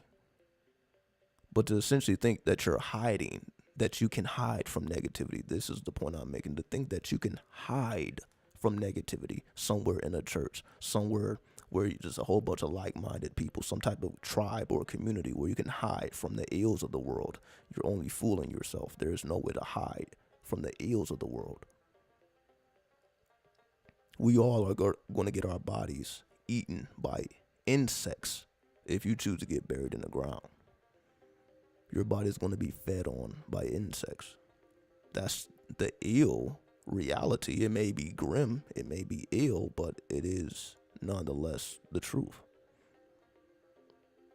The day you die, all insects, well, not the actual day, well, the day you're buried, insects is they're going to have a ball. They're going to enjoy the components of you.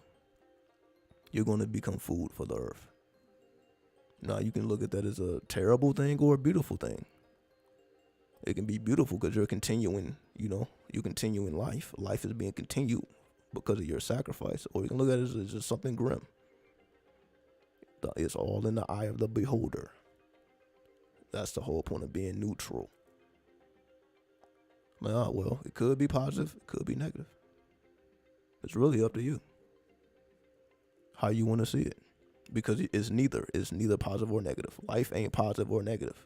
That's the whole point. It ain't positive. Energy, just like energy. If energy is neutral, then how can anything that comes from energy be positive or negative? This is the type of stuff that people don't even think about. If energy is neutral, and we have acknowledged that, so energy is not positive or negative. So if energy is neutral, and life is a manifestation of energy, because everything has energy. Energy don't give a fuck. Energy will give you energy to destroy some shit. As we see, energy can be directed towards war. Just like they're talking about Ukraine being invaded by Russia. Energy can be directed towards war. And energy will support you in your warship, in your warcraft. Energy will support you. That's why we have so-called bad people. The Hitlers of the world. I'm not going to say of the world like he was just a regular. No, that's why you can have people manifest like a Hitler. You're like, then how is that? No, well, if God was all about positivity, then things like that wouldn't be able to exist. The fact that something like that can manifest or exist is because of the neutrality of energy. It ain't even about people, places, or things, or culture, creed, all the stuff that it was actually about. Holocaust, because Jews are a race of people and they didn't like. We can look at the actual surface of that, but it really comes down to energy. You choose how you direct the energy, whether it's positive or negative. You just have to deal with the consequences of however you choose, even if it's positive. So we can say that there's obvious consequences if you use it for negativity. You're going to be dead or in jail or suffering and all that. But there's also consequences for using your energy for positive. Because again, positive is not better than negative. This is what we have to understand. Positive is not. So just even if you use your energy for something positive, it's still not viewed as positive. In totality, by everyone, somebody's still going to look at it as negative. Not because it is, because it is neither, but it can still be viewed as negative. So it just all depends on how you view it. Nothing is positive or negative until you make that judgment. That's what it means to be amoral, not immoral. See, immoral is you're just bad for the sake of being bad. That's why that word is two different words. It's not being immoral or immoral, where you're just doing whatever because you don't care. Amoral is you're just not casting judgment. You're neutral. You ain't preferring this side over that side because this side is better.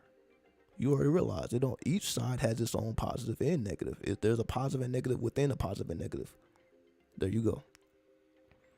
We look at it as positive, but every positive has a positive and negative. Every negative has a positive and negative. That's truer to reality. So it don't matter which side you choose, you're gonna be dealing with bullshit. It don't matter if you're a Republican or Democrat, you're gonna be dealing with bullshit. It ain't that one party is better or worse. It's just that each pole has a positive and negative charge. It don't matter if you choose right or left. So if anything, without judgment, you can look at all sides. So you don't become the Democrat who hates the Republican or the Republican that hates the Democrat. Because when you're neutral, you look at each side and you look at everything. And you're just really concerned with, okay, well, which one benefits me? Well, I'm going to vote for whoever benefits me. It ain't because I connect with the ideology.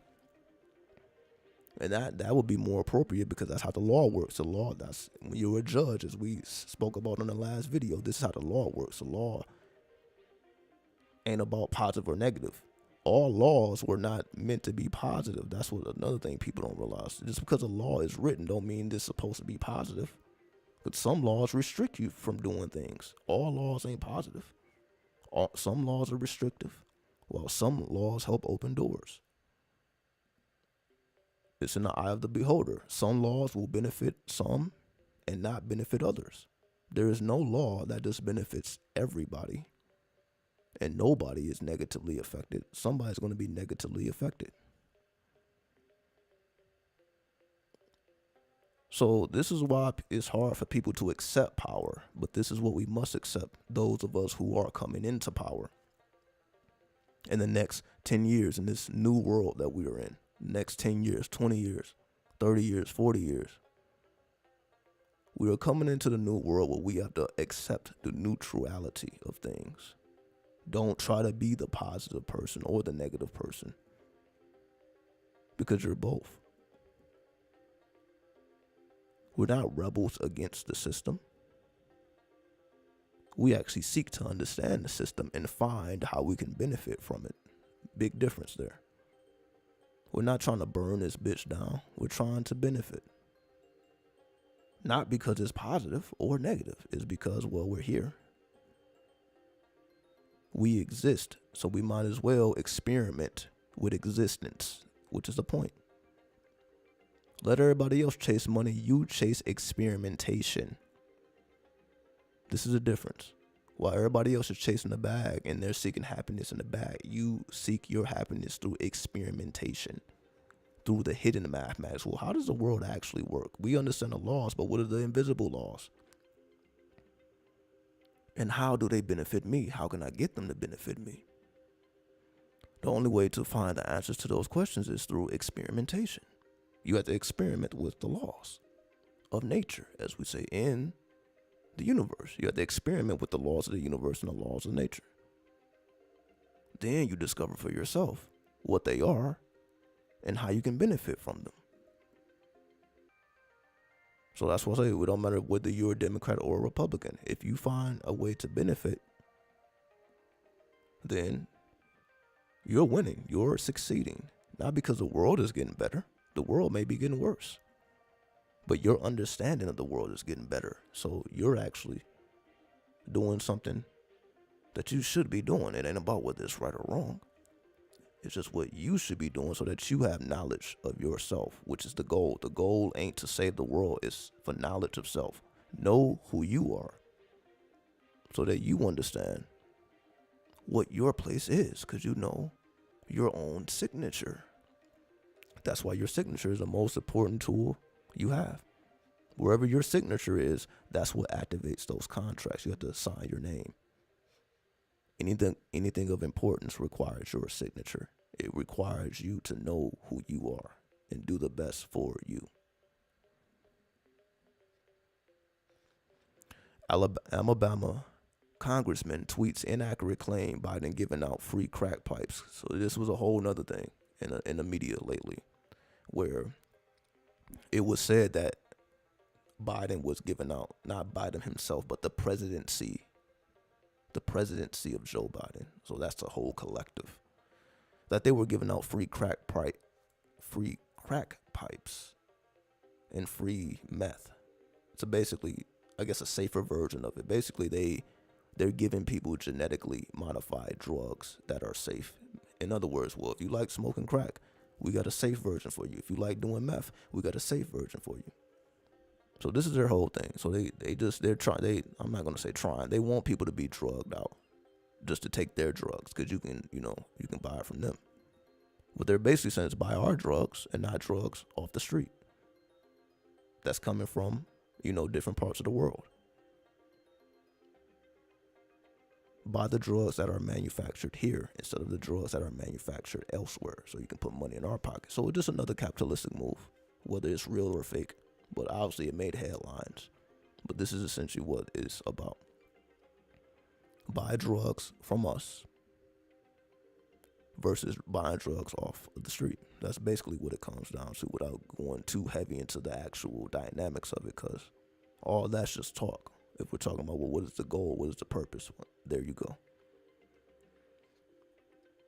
Also, we of course have the Olympics occurring in Beijing 2022, and it's just been, it's been all over the place, because obviously, we don't have the best relationship with China because of coronavirus and the such. So there's been a lot of mysterious things, like the media are not able to, basically this is unlike any other Olympics that we've had. I believe the 2021 Olympics were actually canceled because of COVID, or the 2020 or whatever it was. So this is unlike another one. Like, the athletes are isolated. They're getting, they've been complaining about food. They've been complaining about the cold. It's like, it's just nothing like the Olympics that we've seen and that we've been used to. So it's very cold and isolated, and it's over in China. So just imagine being over at China and how strict they are. So it is unlike any type of Olympics that we have observed previously. So there's going to be a swarm, or I'm thinking of words that don't even fit. So let me just use another word. This is going to be the most interesting Olympics we've ever seen, if you're neutral. So just like now, a Russian teen skater, who won a gold medal. See, this is what it's not saying here, because I was reading about this article earlier. So basically, she is a gold medal winner. She won a gold medal, so she was top tier. But she's been accused of drugs. So not drugs like we know, like weed. We're talking about prescribed drugs that boost up your blood pressure, that makes, your body more limber. It makes your body more fluid and flexible. So they're accusing her of taking prescribed drugs. And they're basically, and because China is so strict with their drugs, they're basically this. So this is because it's in China. It's not because she necessarily did anything wrong. A lot of athletes are prescribed drugs, like it or not. A lot of them are on drugs. So when they come to a place like China, who got most of the drugs banned, they don't play that shit. Then see, a lot of athletes are running into a lot of issues because it's okay in other countries. Again, you can't smoke weed or no shit like that, but you can have prescribed drugs that makes your body more flexible, and there's all type of mysterious shit.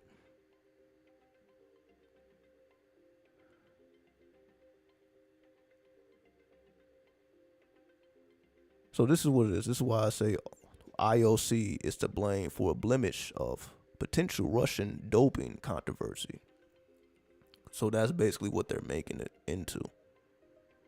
This Russian teen skater was on drugs, and that's how she won a gold medal. So now, and basically they delayed the ceremony. So basically the gold medal winners have a ceremony to celebrate their wins. So they delayed the whole ceremony because of this incident. So because of this incident, it got delayed. So now they have to reevaluate, what they're going to do from here. So this is what I mean. It's going to be a very, very interesting Olympics. There's going to be a lot of controversy. It's going to be, again, it's going to be popping. It's going to be lit, as we like to say. It's going to be, if you keep your feelings and your emotions out of it, it's going to be something to watch. Not the actual performance. I ain't even talking about the performance. I'm talking about the controversy around it. It ain't even about the performance. If you're into Olympics and all that, no problem. But just everything that's happening around it, it's going to be popping. It's going to be must see. But, if you're into things like this.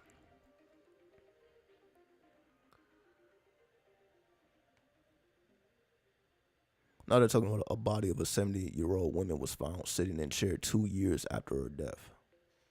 What does that mean? That means that woman was so heavily isolated that nobody was aware that she had died for 2 years.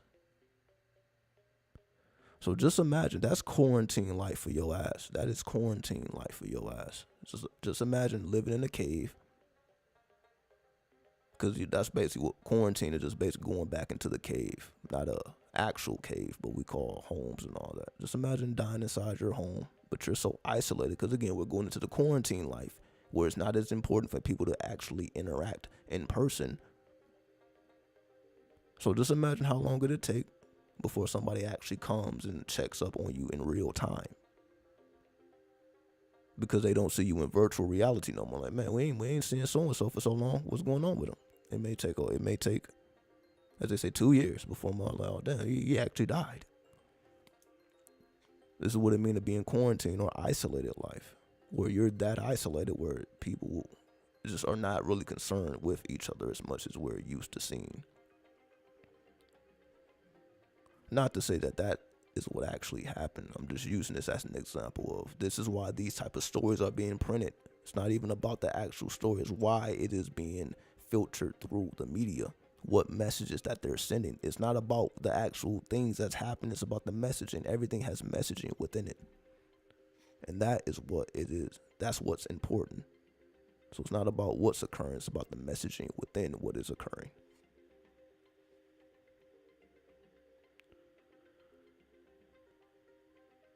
So, of course, Ukraine, the Russian invasion of Ukraine, or the supposed invasion, Russia is basically on the line for trying to invade Ukraine. There's a lot of battleships. There's a lot of activity on the Ukrainian border, you can say. As it says right here, with Russian troops poised on the border with Ukraine, information warfare has already begun. So now this is talking about cyber war. See, this is what I mean. So even war is going to be different than what we have seen in the past. It is about information. Because it was also a story that came out maybe last week that Russia was going to fake an invasion just to get people thinking that they're invading and they're actually not, just to basically go into war. Not to say that was actually true. Excuse me. But this is what's been coming through the information waves. That they may be trying to fake it just to get shit to really pop off. And this is because of information. Everybody's trying to hack into everybody's information just to see what's going on. So this is not just a war of country and land and property as we think. It is about information, because it is the information that will determine whether it happens or not. It is about the information. The war is on information.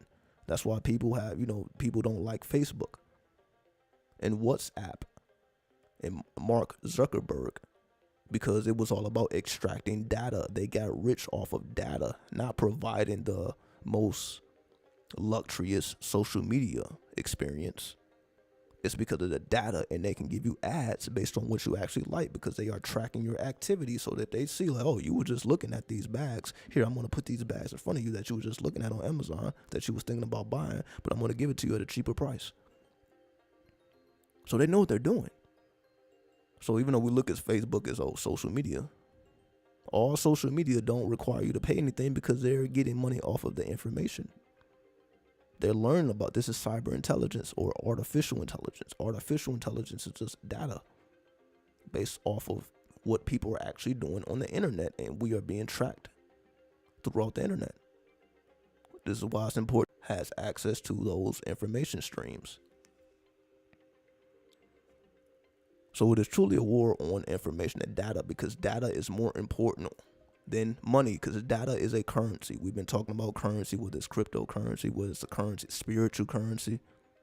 But now we're talking about the currency of information and data. Data is currency, information is currency, and it is more valuable than money because people pay money for the data. So the data is more important because it's currency. If people are paying money for the information that is being gathered, that means the data is worth more than the money being paid. Because you would just take the money and do something else with it if the data wasn't important. So data is more important than money. That's why the internet is so popular. That's what people know. People are getting rich off of information. This is what we do. What is YouTube all about? Information. Information. It is not about what people are actually fucking talking about is about the information. People come to YouTube to get information. People go to Google, information, because that is the currency of this time, information. And this is what I mean by this is why people are woke. How did you get woke? Information that you found on the internet, which is the cyber intelligence, which is your cyber avatar, which is a higher form of yourself. Hopefully you understand where I'm getting at with this.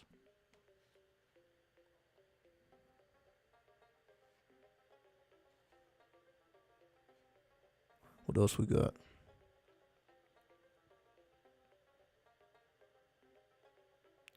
Hijab protests spread in India as girls refuse to be told what not to wear. So we know that in Islam, the women are required to, cover up like 3/4 of the body. So that's why you see women with hijabs, which is the head coverings, then face coverings, then they pretty much have to cover 3/4 of their body. We just keep it mathematical. So India is getting tired of it. Because you have many religions in India. You also have Hinduism, which is not as strict. However, because of the internet, as I was just saying, information, women are seeing how other women live, especially Western women, walking around this bitch with legs out and shit. See, we just take it for granted. But there's other countries, women are not allowed to show their legs. They ain't able to walk around sexually or physically. They ain't able to do that. We see that shit all the time here. This is just a lifestyle here. This is just a culture here. But this is put into perspective when we see the rest of the world. Like, oh, that ain't everywhere. Some women are still fighting for basic rights, while we're over here trying to fight for extra shit. It helps us to put things into perspective.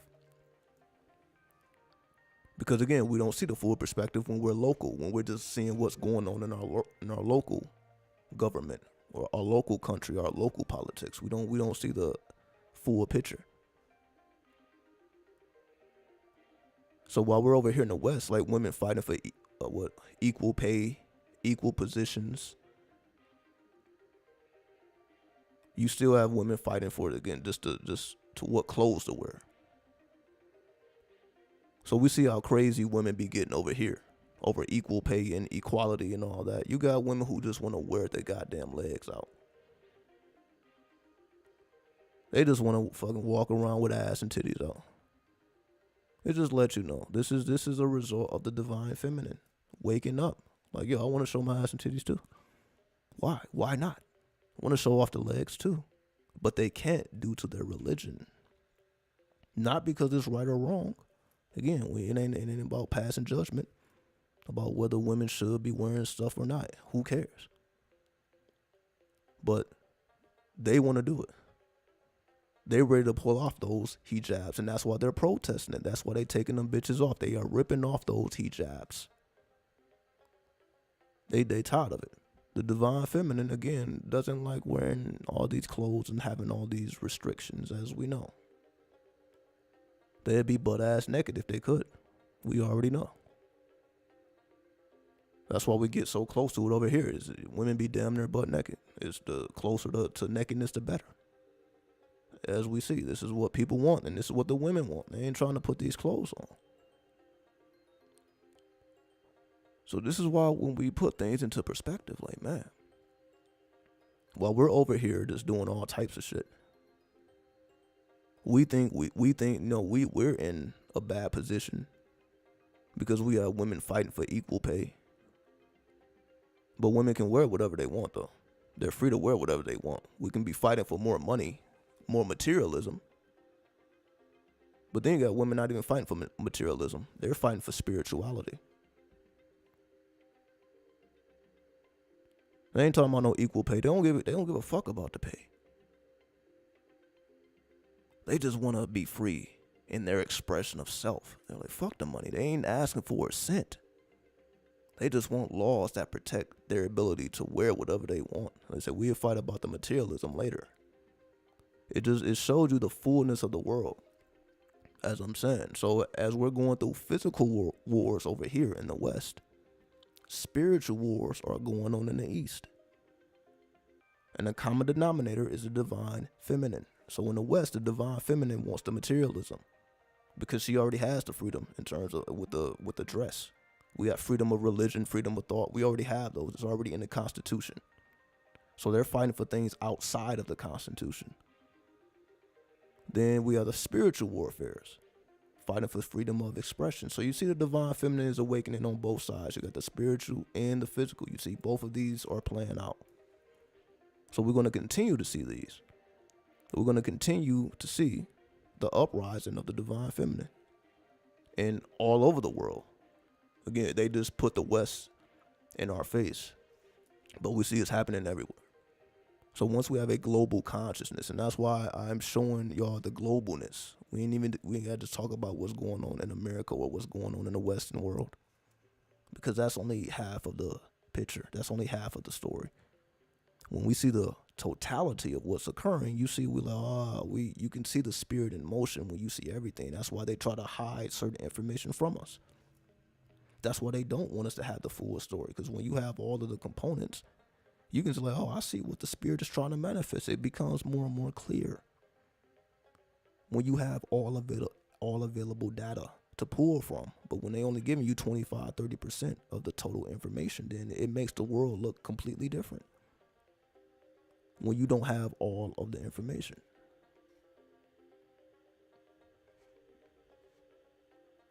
Let's continue. And again, you see, I'm just going through the first page here. We ain't even got to go into the depths. You see, it's not even necessary to go into the depths of these things once you have all of the information. Because at that point, all you're doing is decoding. All I'm doing is decoding what's already known. The public already knows all this. Anybody can go to Google News and see these same headings. Well, I guess it would change depending on what country you're in. But we all have access to the same information. It's just how do we filter it? How do we decode it? So what I'm doing here, you could say it's more valuable than money. It's information. No one's getting paid here other than YouTube.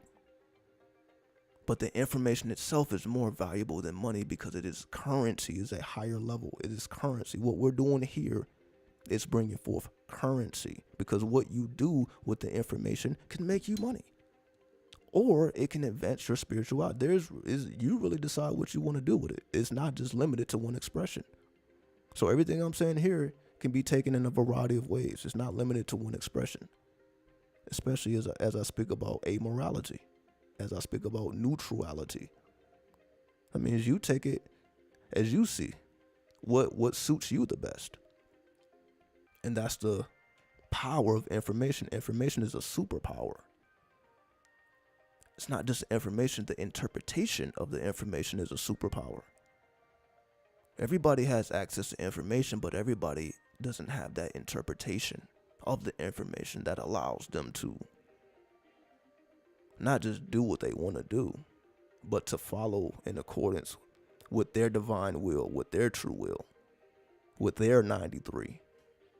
They can be in accordance with their 93, which is the goal here. That's why I say it every time I come in, every time I leave. 93. Be in tune with your true will. Fuck everybody else's opinion, excuses. None of that is relevant. Find your internal satisfaction in whichever path that manifests in. It may be some weird ass shit. It ain't for me to judge. It ain't for me to tell you where to find it or where it's going to be. You may have to explore again weird places, supernatural places, mundane places. And that's why I say you have to go through the experimentation. Well, what starts the experimentation? Information. Information is the precursor to experimentation. Right? There we go. There we go. You see this all off of the first page without having to read any of these things. You see, all I'm doing is picking up on the energy. All I'm doing is looking at these titles and picking up on these images. I'm just picking up on the energy. Now, you see, it clicks. We already know what's going on. Without having to read anything, we already see what's going on because we have access to the proper currency. As we know, it's the occult. So all I'm doing is using the occultism, what I be doing anyway. Now I'm just applying it to news. So the same way I be applying it to astrology charts, numerology charts, we're just doing the same thing with the news so that we have a better understanding of the world politics and the world dynamics. Now this is more so local news, so we don't have to really deal with this. This is Vegas, so this may not necessarily apply to this is just local news. We don't have to deal with local news. Another one is feds arrest a New York couple and seize $3.6 billion in stolen cryptocurrency. So there's a couple in New York that was, you can say that this is the biggest scam I can say ever. All the scammers that you know, they ain't scamming like this. So these are the supreme scammers, or the supreme Neptunians, because we know the scammers are the Neptunians. This was Neptune to the most supreme level. And I believe Neptune is actually in the strongest component right now. I believe Neptune is in Pisces. But let me verify. Let me see if it's in Western or Eastern. See, it's either Western or Eastern. I'm going to verify it right now so I can give y'all the correct information. So Neptune is very powerful. So that's why it's been so much scamming. So whether it was doing when the government was giving out the free checks, I don't remember what it was called. But you know the checks that the government was giving out. The $600 checks, $1,200 checks.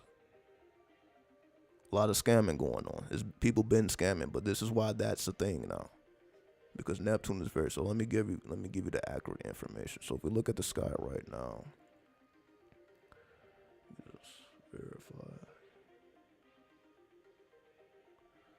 Okay, so no, it's not Eastern. So let me turn on the Western. Give me a second. I just want to be accurate. And I'll pull this up in just a second. So is this, yes. So this is Western. So let me pull this up. I'm going to pull this up right now. I'll put it on screen so y'all can see what I'm looking at here. All right, give me a second. Put it on screen. So let me take this off just a second. Preview. There we go. There we go. There we go. So now y'all can see what I see. All right.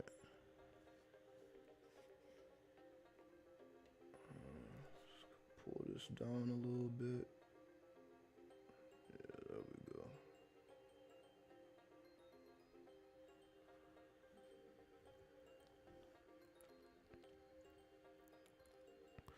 So if we look at this chart here, let me show you where Neptune is.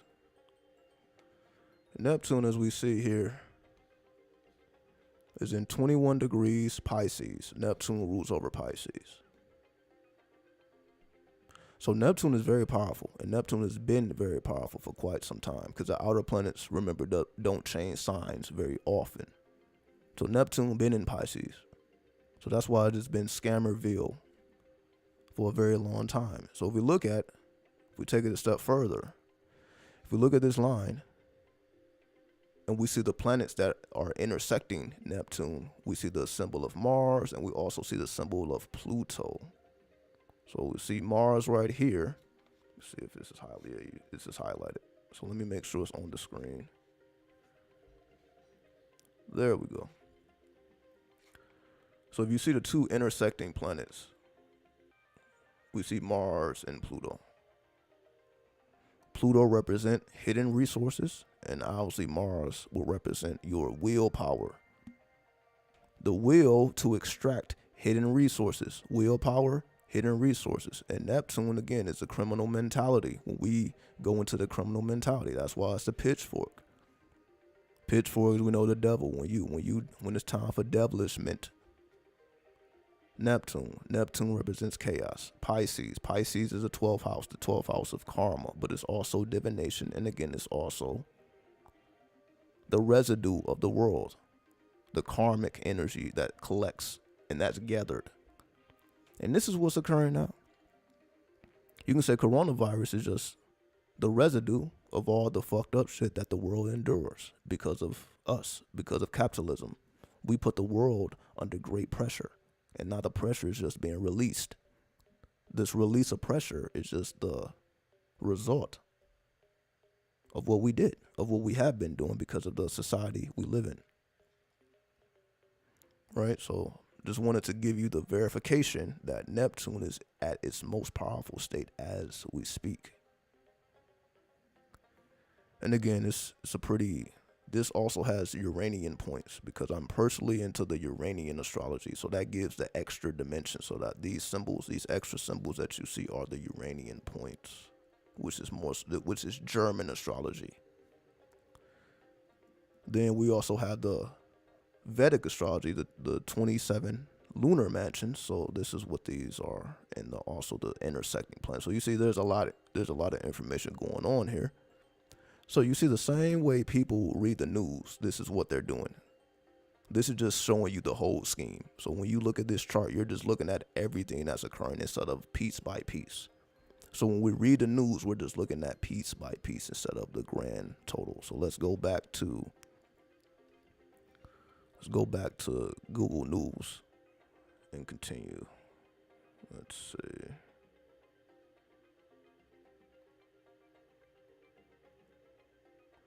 Google News. There we go. So let's get back to it.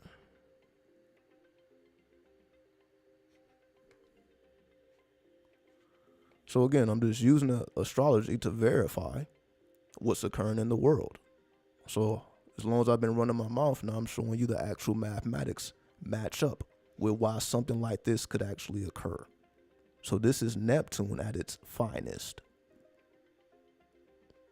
Because again, who do you know that's moving that type of weight in crypto or any type of currency? So you can say that this was the grandest scale in cryptocurrency by two couples. It may have been a bigger with a corporation, but we're just talking about two people.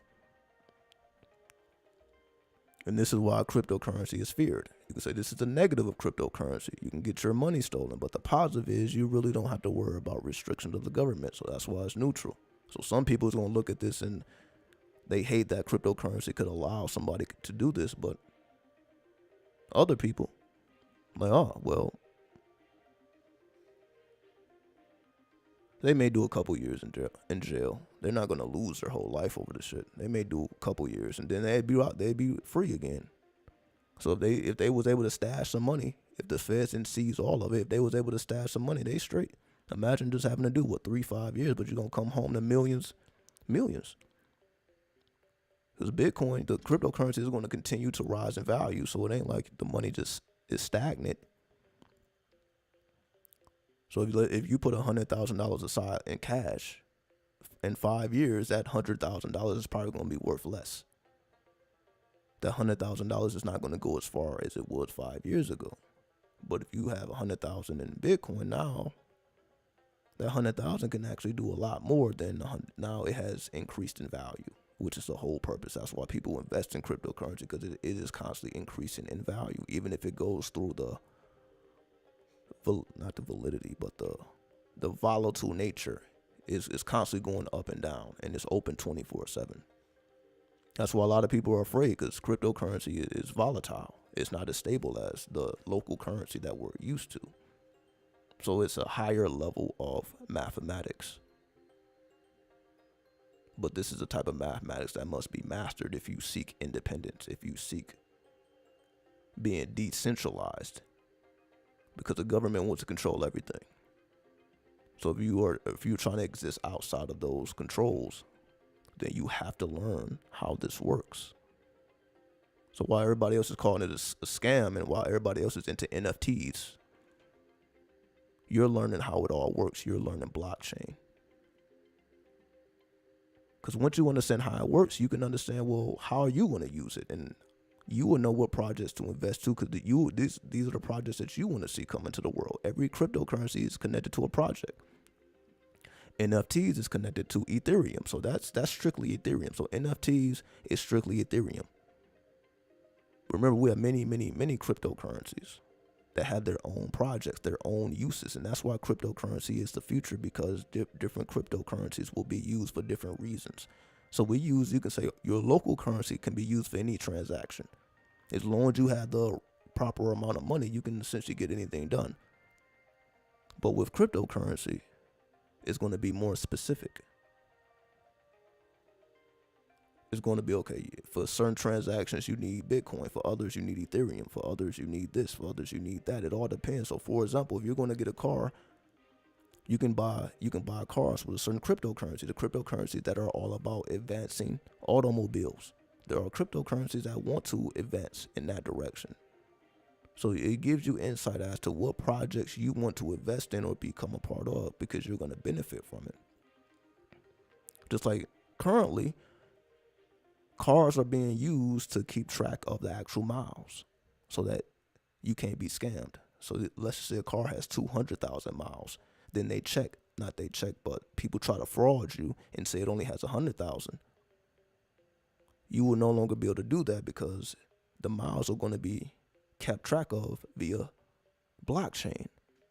So you're going to be able to verify everything about that car through blockchain, not by listening to the words of somebody. And that's why blockchain is a superior technology, because now you're not going off of the word. Now you know exactly what's going on due to blockchain, not because someone is either telling you the truth or lying to you.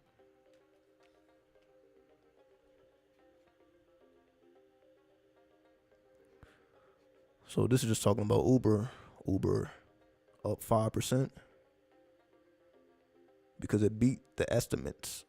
Because this is basically how stocks work. Basically, they have quarterly estimates. So this is quarter 4.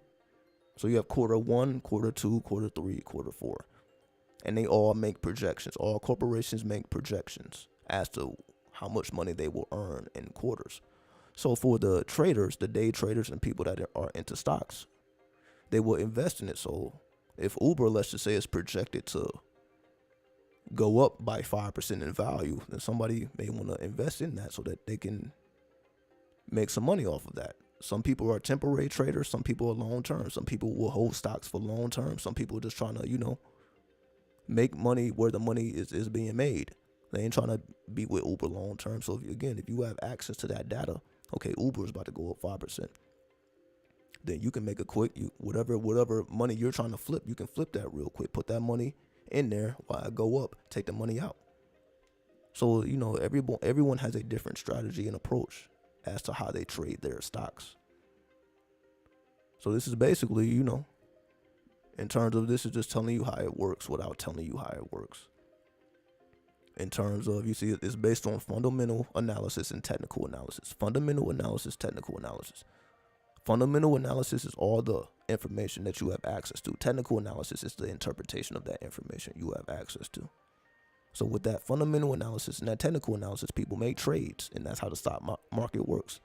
Fundamental analysis, technical analysis.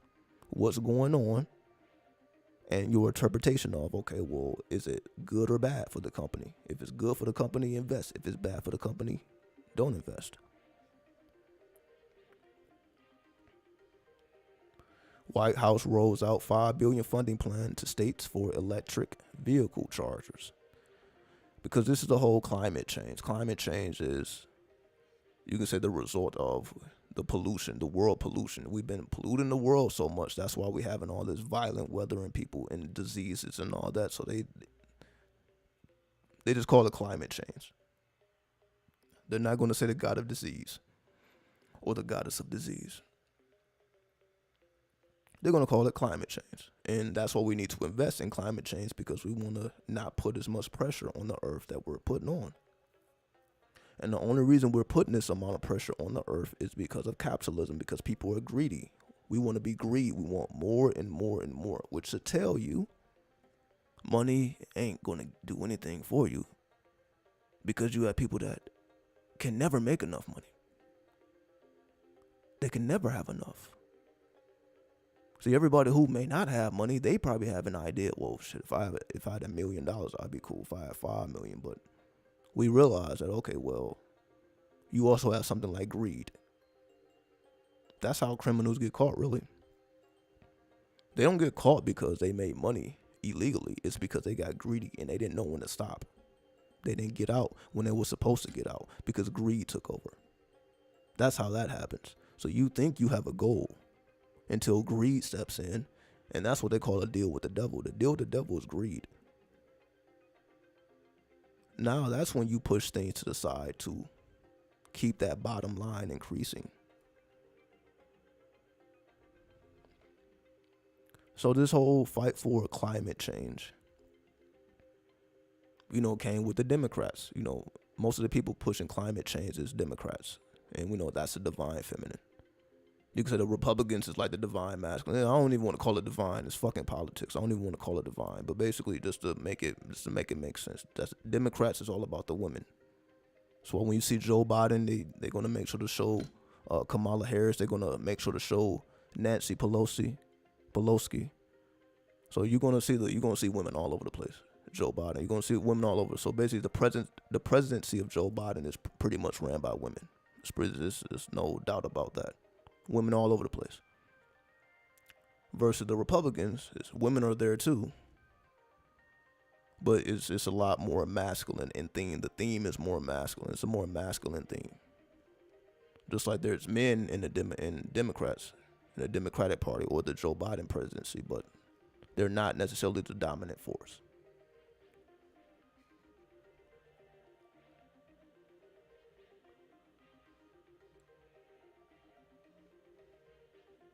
Anyway, this is more politics. Well, not more politics, more stocks.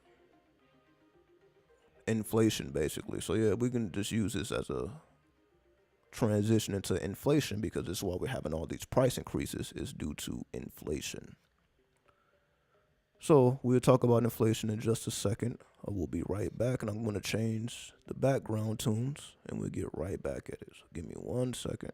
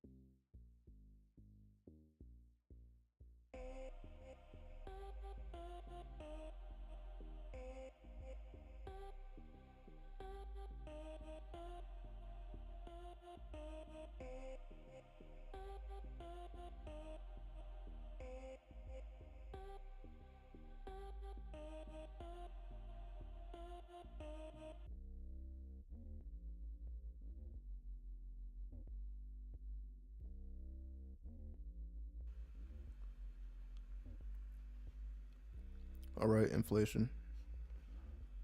Make sure the mic is on. Yes, the mic is on. So why are we dealing with so much inflation?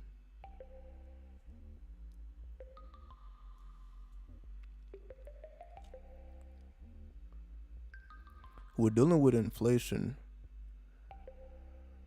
where price for everything is going up. Literally, pretty much everything. It's because the American dollar is losing value because of how much we are printing. Again, the government is sending out checks for, paying everybody and all. We already know what's been going on the last 2 years. Well, over the last year of Biden's presidency. So the last year, not the last 2 years, the last year. Signing all type of executive orders. Let me turn this down a little bit. Signing all type of executive orders and stuff. Just throwing money where they feel money needs to be thrown at. And because of this, it has caused inflation. Because they have been writing big checks to solve big problems.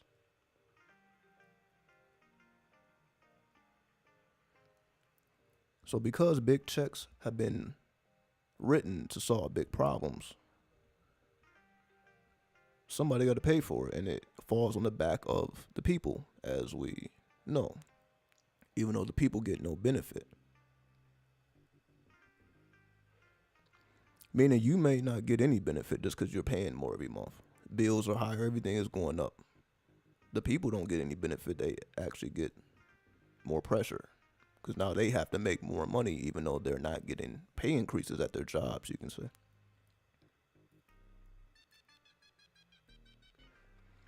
So while you're paying more and the dollar is going down, this is another reason why people are finding it hard to survive.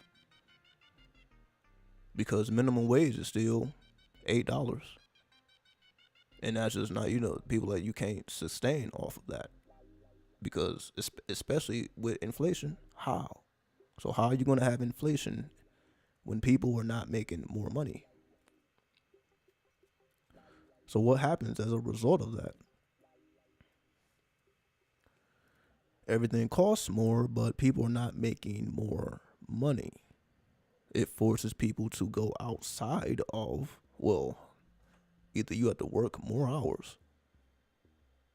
So if you are a person that can work more hours, now you have to spend more time at the job just to do all the things you've been doing. But now you have to work more because things cost more. So now you have to work harder to maintain the same lifestyle. It's not that your lifestyle increased. You have to work harder to sustain the same lifestyle because the money is decreasing in value. So inflation is just a result of the decrease in value of the physical money or the local currency. And again, this is why, as much as we hear about inflation, we hear about cryptocurrency, because that's where most people are investing their money, because the price is going up. So if you have $1 today, you're going to have more than $1 if you invest in crypto. Really, it don't matter how much you invest. You're going to have more money. Again, it may not be there the entire time. Sometimes it goes up, sometimes it goes down, but overall, you're going to have more. Especially if you invest in small projects before they get big, like Bitcoin and Ethereum. So the small cryptocurrencies that are less than a penny, there's some cryptocurrencies right now that's less than a penny. You can put $1 in there, and again, that's if they're a penny each. Some are less than a penny. If they're a penny each, $1 gives you 100 shares. So if that 100 shares, if one day that those 100 shares are worth $300 for one, when you paid for it, it was just a penny. But let's just say, give it 3, 4, 5 years. Now each of those one shares become 300 each. So you can do the math yourself and see how. You can be a person that you may not have 50K to throw on a Bitcoin. Because at this point, you pretty much have to deal in larger amounts if you're trying to make a serious profit. So if you're dealing with a smaller amount of money, then you have to invest in smaller cryptocurrencies in their earlier stages. So really, the people that benefit off Bitcoin is the ones who invested early. It ain't really the people that's coming in now when it's 40K, 50K. It was when it was 900. When it, again, the people that got in the game in the early stages. So why everybody's thinking about Bitcoin and Ethereum, you should be thinking about what's gonna be the coin in 5 years, 10 years. What's gonna be the top? What's gonna be in the top lines? It ain't even gotta be the top. It could just be the top 100. What's gonna be the top 100 coins in the next 5, 10 years? And again, you can have little to no money if the shares are, let's just say, a fourth of a penny each. So we were just talking about a penny. Well, if they are a fourth of a penny each.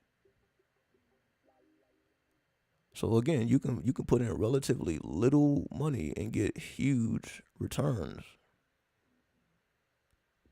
if you invest properly. And not even properly, if you can read the future. And this is what Uranus does. We talked about Neptune is that criminal mind going outside the bounds. Neptune is reading the future, predicting the future. Those are the people that benefit, the Uranians, the ones who understand the technology behind what they're investing in, not just the investors who trying to make a quick profit. The ones who understand the technology, the blockchain. Those are the who caught it early. Those are the ones who are benefiting the most. Not everybody now that they see everybody else is making money now, they want to make money. Don't be that person. No, I see everybody else is getting rich off Bitcoin. Now I want to get in the game. Well, what about those coins that need your investments right now? There's coins that need your investments that ain't popping right now. But you see, ain't nobody talking about those coins because nobody was talking about Bitcoin in 2008. Bitcoin was barely being talked about in 2009. Bitcoin didn't really blow up until we see the last 5 years.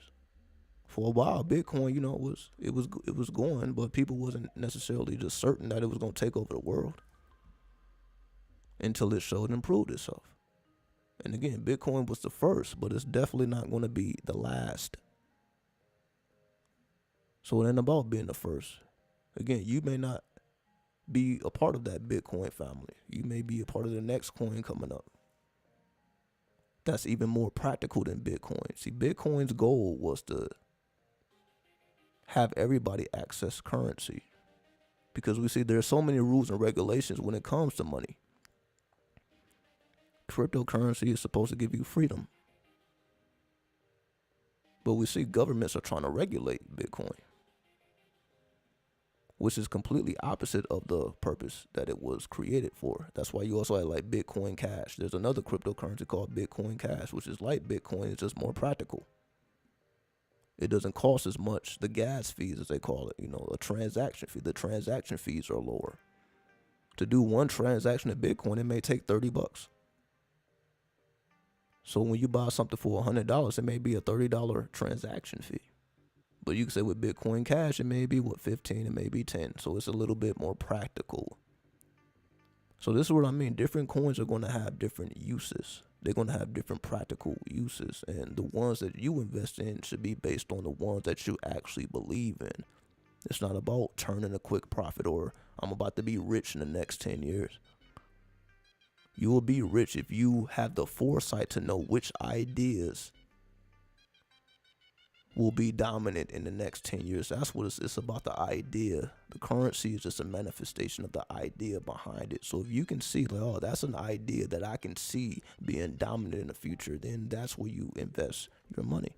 Not the ideas that's taking over the world. Let them take over the world. You're thinking about the future. What's next? What's up next? So let people OD off of Bitcoin and all these things. Let people OD off of the Ethereum and the NFTs. There's no guarantee that these people are going to be, you can say, wealthy or rich in the next 10 years because they understand this stuff now. Because again, they can't tell you about what's coming up. They can tell you all about what's going on now, but they can't tell you what's next up. which is more important. That's why they don't talk about it. They want you to invest in Bitcoin and Ethereum because you're looking for a quick turnaround or a quick profit. That's what they want you to think about.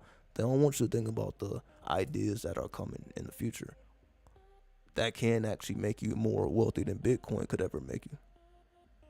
With the same amount of money, you just are able to buy more shares. So the same amount of money that you would have invested in Bitcoin, you put that same amount of money in a new idea, a new project, and that's going to make you way more money. Because again, $100 of Bitcoin may not be something too much special. But $100 in, again, if it's worth a fourth of a penny or a 16th of a penny, so $100 can get you a lot of shares. You get more shares of a new coin than Bitcoin. So I'm just throwing out all these things. I know I don't necessarily be talking about all of this stuff, but maybe I should more, and that's why I'm doing it now. Let me be more tangible and sensible with all these things, so we don't just keep it strictly in the spiritual world and we don't see the practicality of all these things. There is a fine line between these complex ideas, or the ethers as we call it, as well as the practicality. They mix and match with the proper interpretation of the fundamental and technical analysis.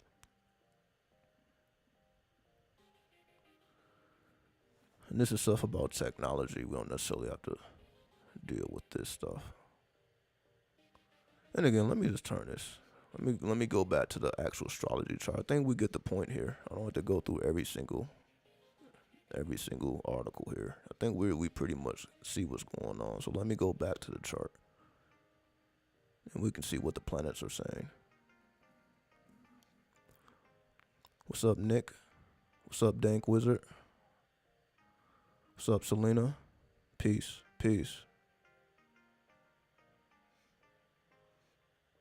All right. So let me put the chart back up. Give me a second.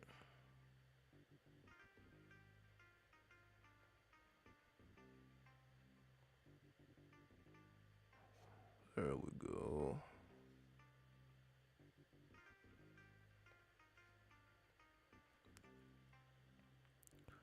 So this is Western alignments.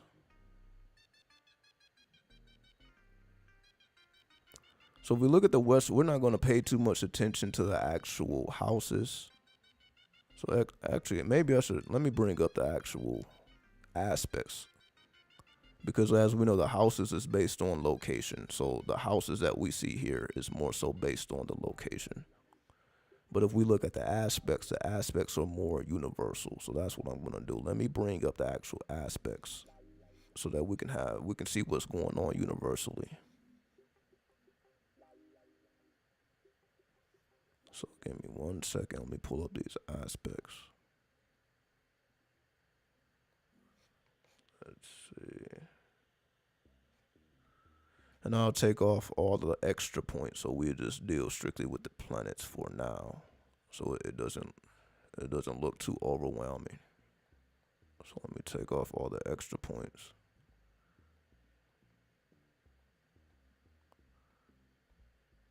So we're gonna go from the sun all the way to Pluto. All right. So let me bring that up.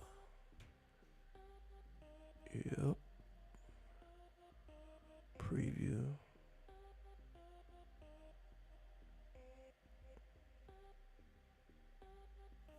Yeah, that's fine. That's fine. Alright, let me pull it up now, so y'all can see it as well. Untitled. Alright, there we go. I appreciate that, Colin. Like the background. Yeah, I appreciate that.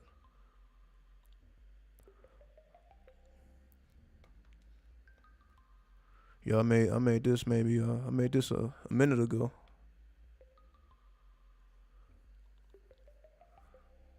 But that's why I be doing the music, We don't have to I don't have to go into a whole tangent on it, but I just like doing different stuff.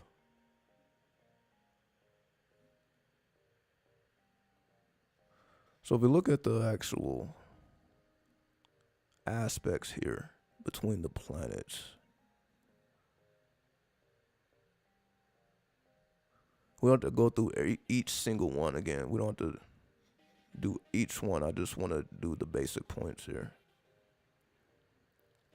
We'll look at the conjunctions or the parallels. The conjunctions and the parallels show you where new energy is being initiated. So we're going to take a look at the conjunctions and parallels. Well, if we look at the conjunctions and parallels, there's one with the Sun and Saturn, 5 degrees, 8 minutes. So there's a conjunction between the Sun and Saturn. So we understand the Sun is the personal power, and then Saturn is discipline. So when the Sun and Saturn merges, now this requires us to be more disciplined. So at this particular time, exercise discipline. Be secure. Take your time, think things out, plan to the end. As they say, Saturn is the planner, the organizer. Be organized, plan to the end. Be very practical. That's probably why we're talking about so much practicality and sensibility. That's probably because of Saturn. So that's why we're talking about all these world events and all that. That's Saturn. Politics and the such. The world dynamics, because we know the Saturn card and the tarot is the world card or the universe card. So that's why we're talking about the world and or the universe, and just broadening the horizons to broaden our scope from the local to the global, going from local to global. So that's what we see with the Sun and Saturn. So that's why that energy is being initiated in. We also have another conjunction here with Mercury and Pluto, 0 degrees, 40 minutes. So Mercury and Pluto also have a conjunction. We understand Mercury represents thoughts, then Pluto represents transformation.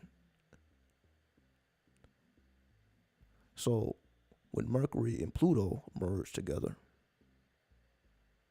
these are our forms of communication. All forms of communication have to go through Pluto.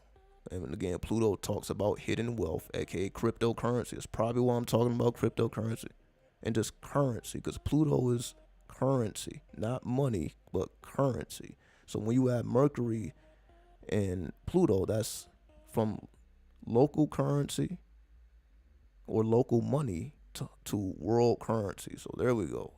To go from local, and these words is tripping me up. Local money, global currency. There we go. Local money, because that's what everybody's about. Money. But it's not the money, it's the currency, because currency is multidimensional. So Mercury wants to ponder upon currency. As I was talking about, information is currency, data is currency, you have spiritual currency, cryptocurrency. Currency is more broad than just money, because money just applies to your local laws and your local structures and organizations. All that's local. So when we broaden our horizon to the global scale, then we start speaking about currency, and that gives us a truer perspective of what's actually occurring. Which is why I also took it to the astrology chart, so that we can see how the planets are supporting these things or making it harder. The planets are either supporting or making it harder. That's why we must remain neutral. Sometimes the planets help us, but sometimes they want to teach us a lesson, just like now. Sun and Saturn isn't necessarily, just positive. It is time to be more disciplined, more structured, more practical. It's not necessarily positive. But if you move in that direction, okay, I need to plan. I need to go deeper into my planning. Make sure all my plans or just reevaluate my plan. Apply more personal power to my plans. Because Saturn is also the visionary. And that's why I was speaking about being able to predict the future and future projects. Because Saturn is a visionary. So if anybody is seeing into the future, it's Saturn. That's why Saturn also ruled Aquarius before Uranus. And we know Aquarius is the foresight. We also have two parallels here. there's a parallel between Mars and Pluto, which we see 0 degrees 59 minutes. Those two lines, those two vertical lines or diagonal lines. So a parallel is the same thing as a conjunction. The difference between a parallel and a conjunction is going from left to right. A parallel is going from up to down. So basically, when a parallel is there, two planets have the same latitude, not longitude, but latitude. So they're in the same position in the sky. Basically, you have the northern side, the northern sky and the southern sky. So when the planet is parallel, they're in the same position in the sky, going up to down. So you can say the longitude is like the zodiac, going through the zodiac from left to right. So you have planets that will be in the same zodiac, so they're in the same position going from left to right with the same longitude. But when the planets are in parallel, they have the same latitude, so they're in the same. Again, I'm just trying to speak in regular terms here, but still makes sense. So that parallel is between Mars and Pluto, also between Venus and Saturn. So Mars and Pluto, again, your willpower being directed towards hidden resources. Pluto is hidden resources or secret resources. So not only does Mercury merge with Pluto, but also Mars. When we combine Mercury and Mars,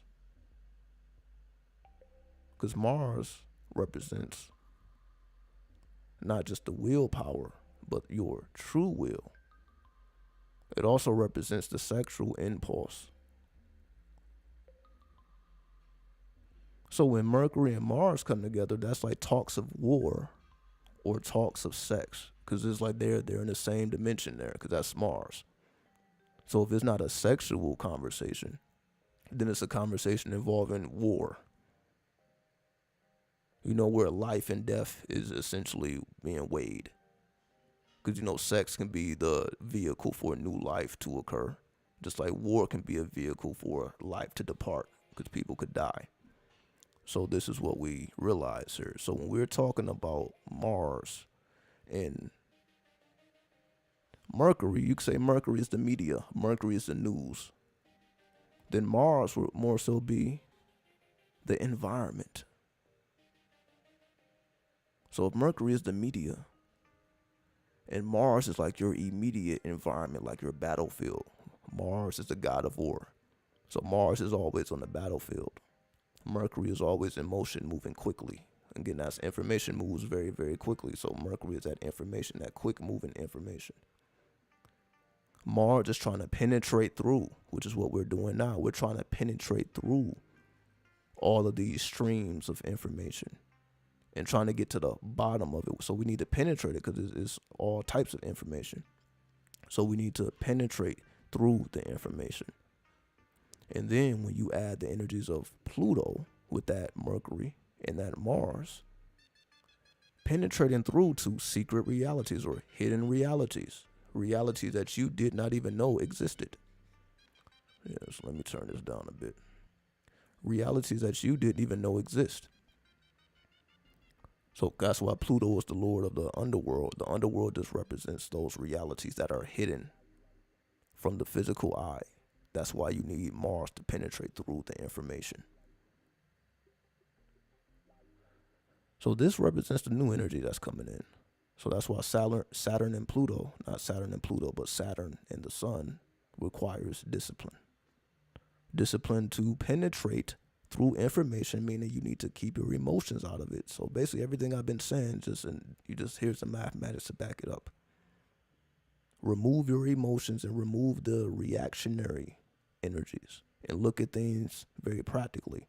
Penetrate through the bullshit so that you can see what's really occurring, so that you gain benefit from the transformation, so that you don't end up on the backside. You end up gaining even from death. There's a way to gain even from death. That's why it's talks of war.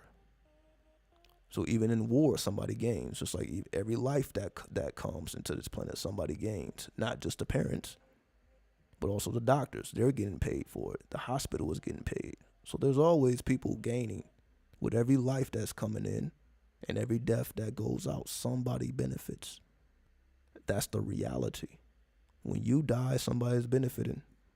When you were born, someone was benefiting. More than just the people we know. There's people we don't know that were also benefiting. The same way, again, as I was speaking about earlier.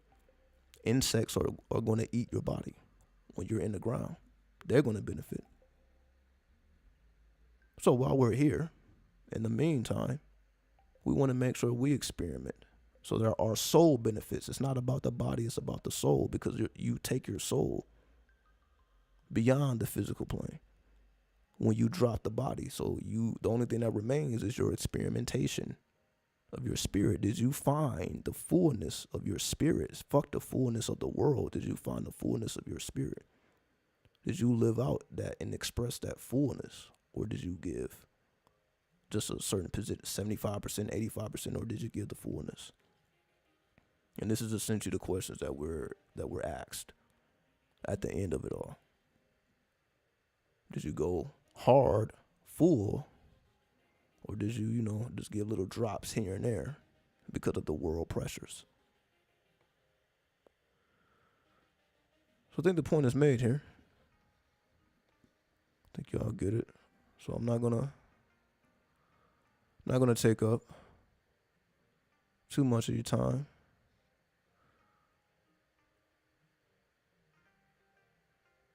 Yeah, I'm gonna definitely do more binaural beats and more music to go to sleep to, and that's my whole thing. That's why I make the ASMR. Just, so it's not just music to get off to, but it's also music to sleep to as well. So I'm definitely have that in the future. So with that, we're gonna get up out of here. I think I made my point clear. And we ain't gonna be on here too long, and take the information and do what you want with it. So that's the goal of information. Understand the neutrality. Understand your neutrality. Work from a place of neutrality. That's why it shouldn't matter. Again, that's why we go beyond judgment. Yes, people are going to judge you, but it's not for you to judge people. That's the thing. Because people are not judging you because of what you do. They're judging because they are judgeful. Period. They are judgeful. It is what it is. But don't become them. Don't judge because they judge you. Don't judge them because they judge you. Because now we're on the same plane, which solves nothing. If you're actually trying to solve the problem, you have to go above it. And we know all problems are spiritual. They're not physical. There is no physical solution for a problem because it didn't originate in a physical place. That's just where it ended up. All problems ended up on the physical, but they didn't start in the physical. It started most likely in the stars. It ends in the physical. The physical is the effect, is the result of what was casted from the stars. So with that, I bear peace. 93, 93, 93.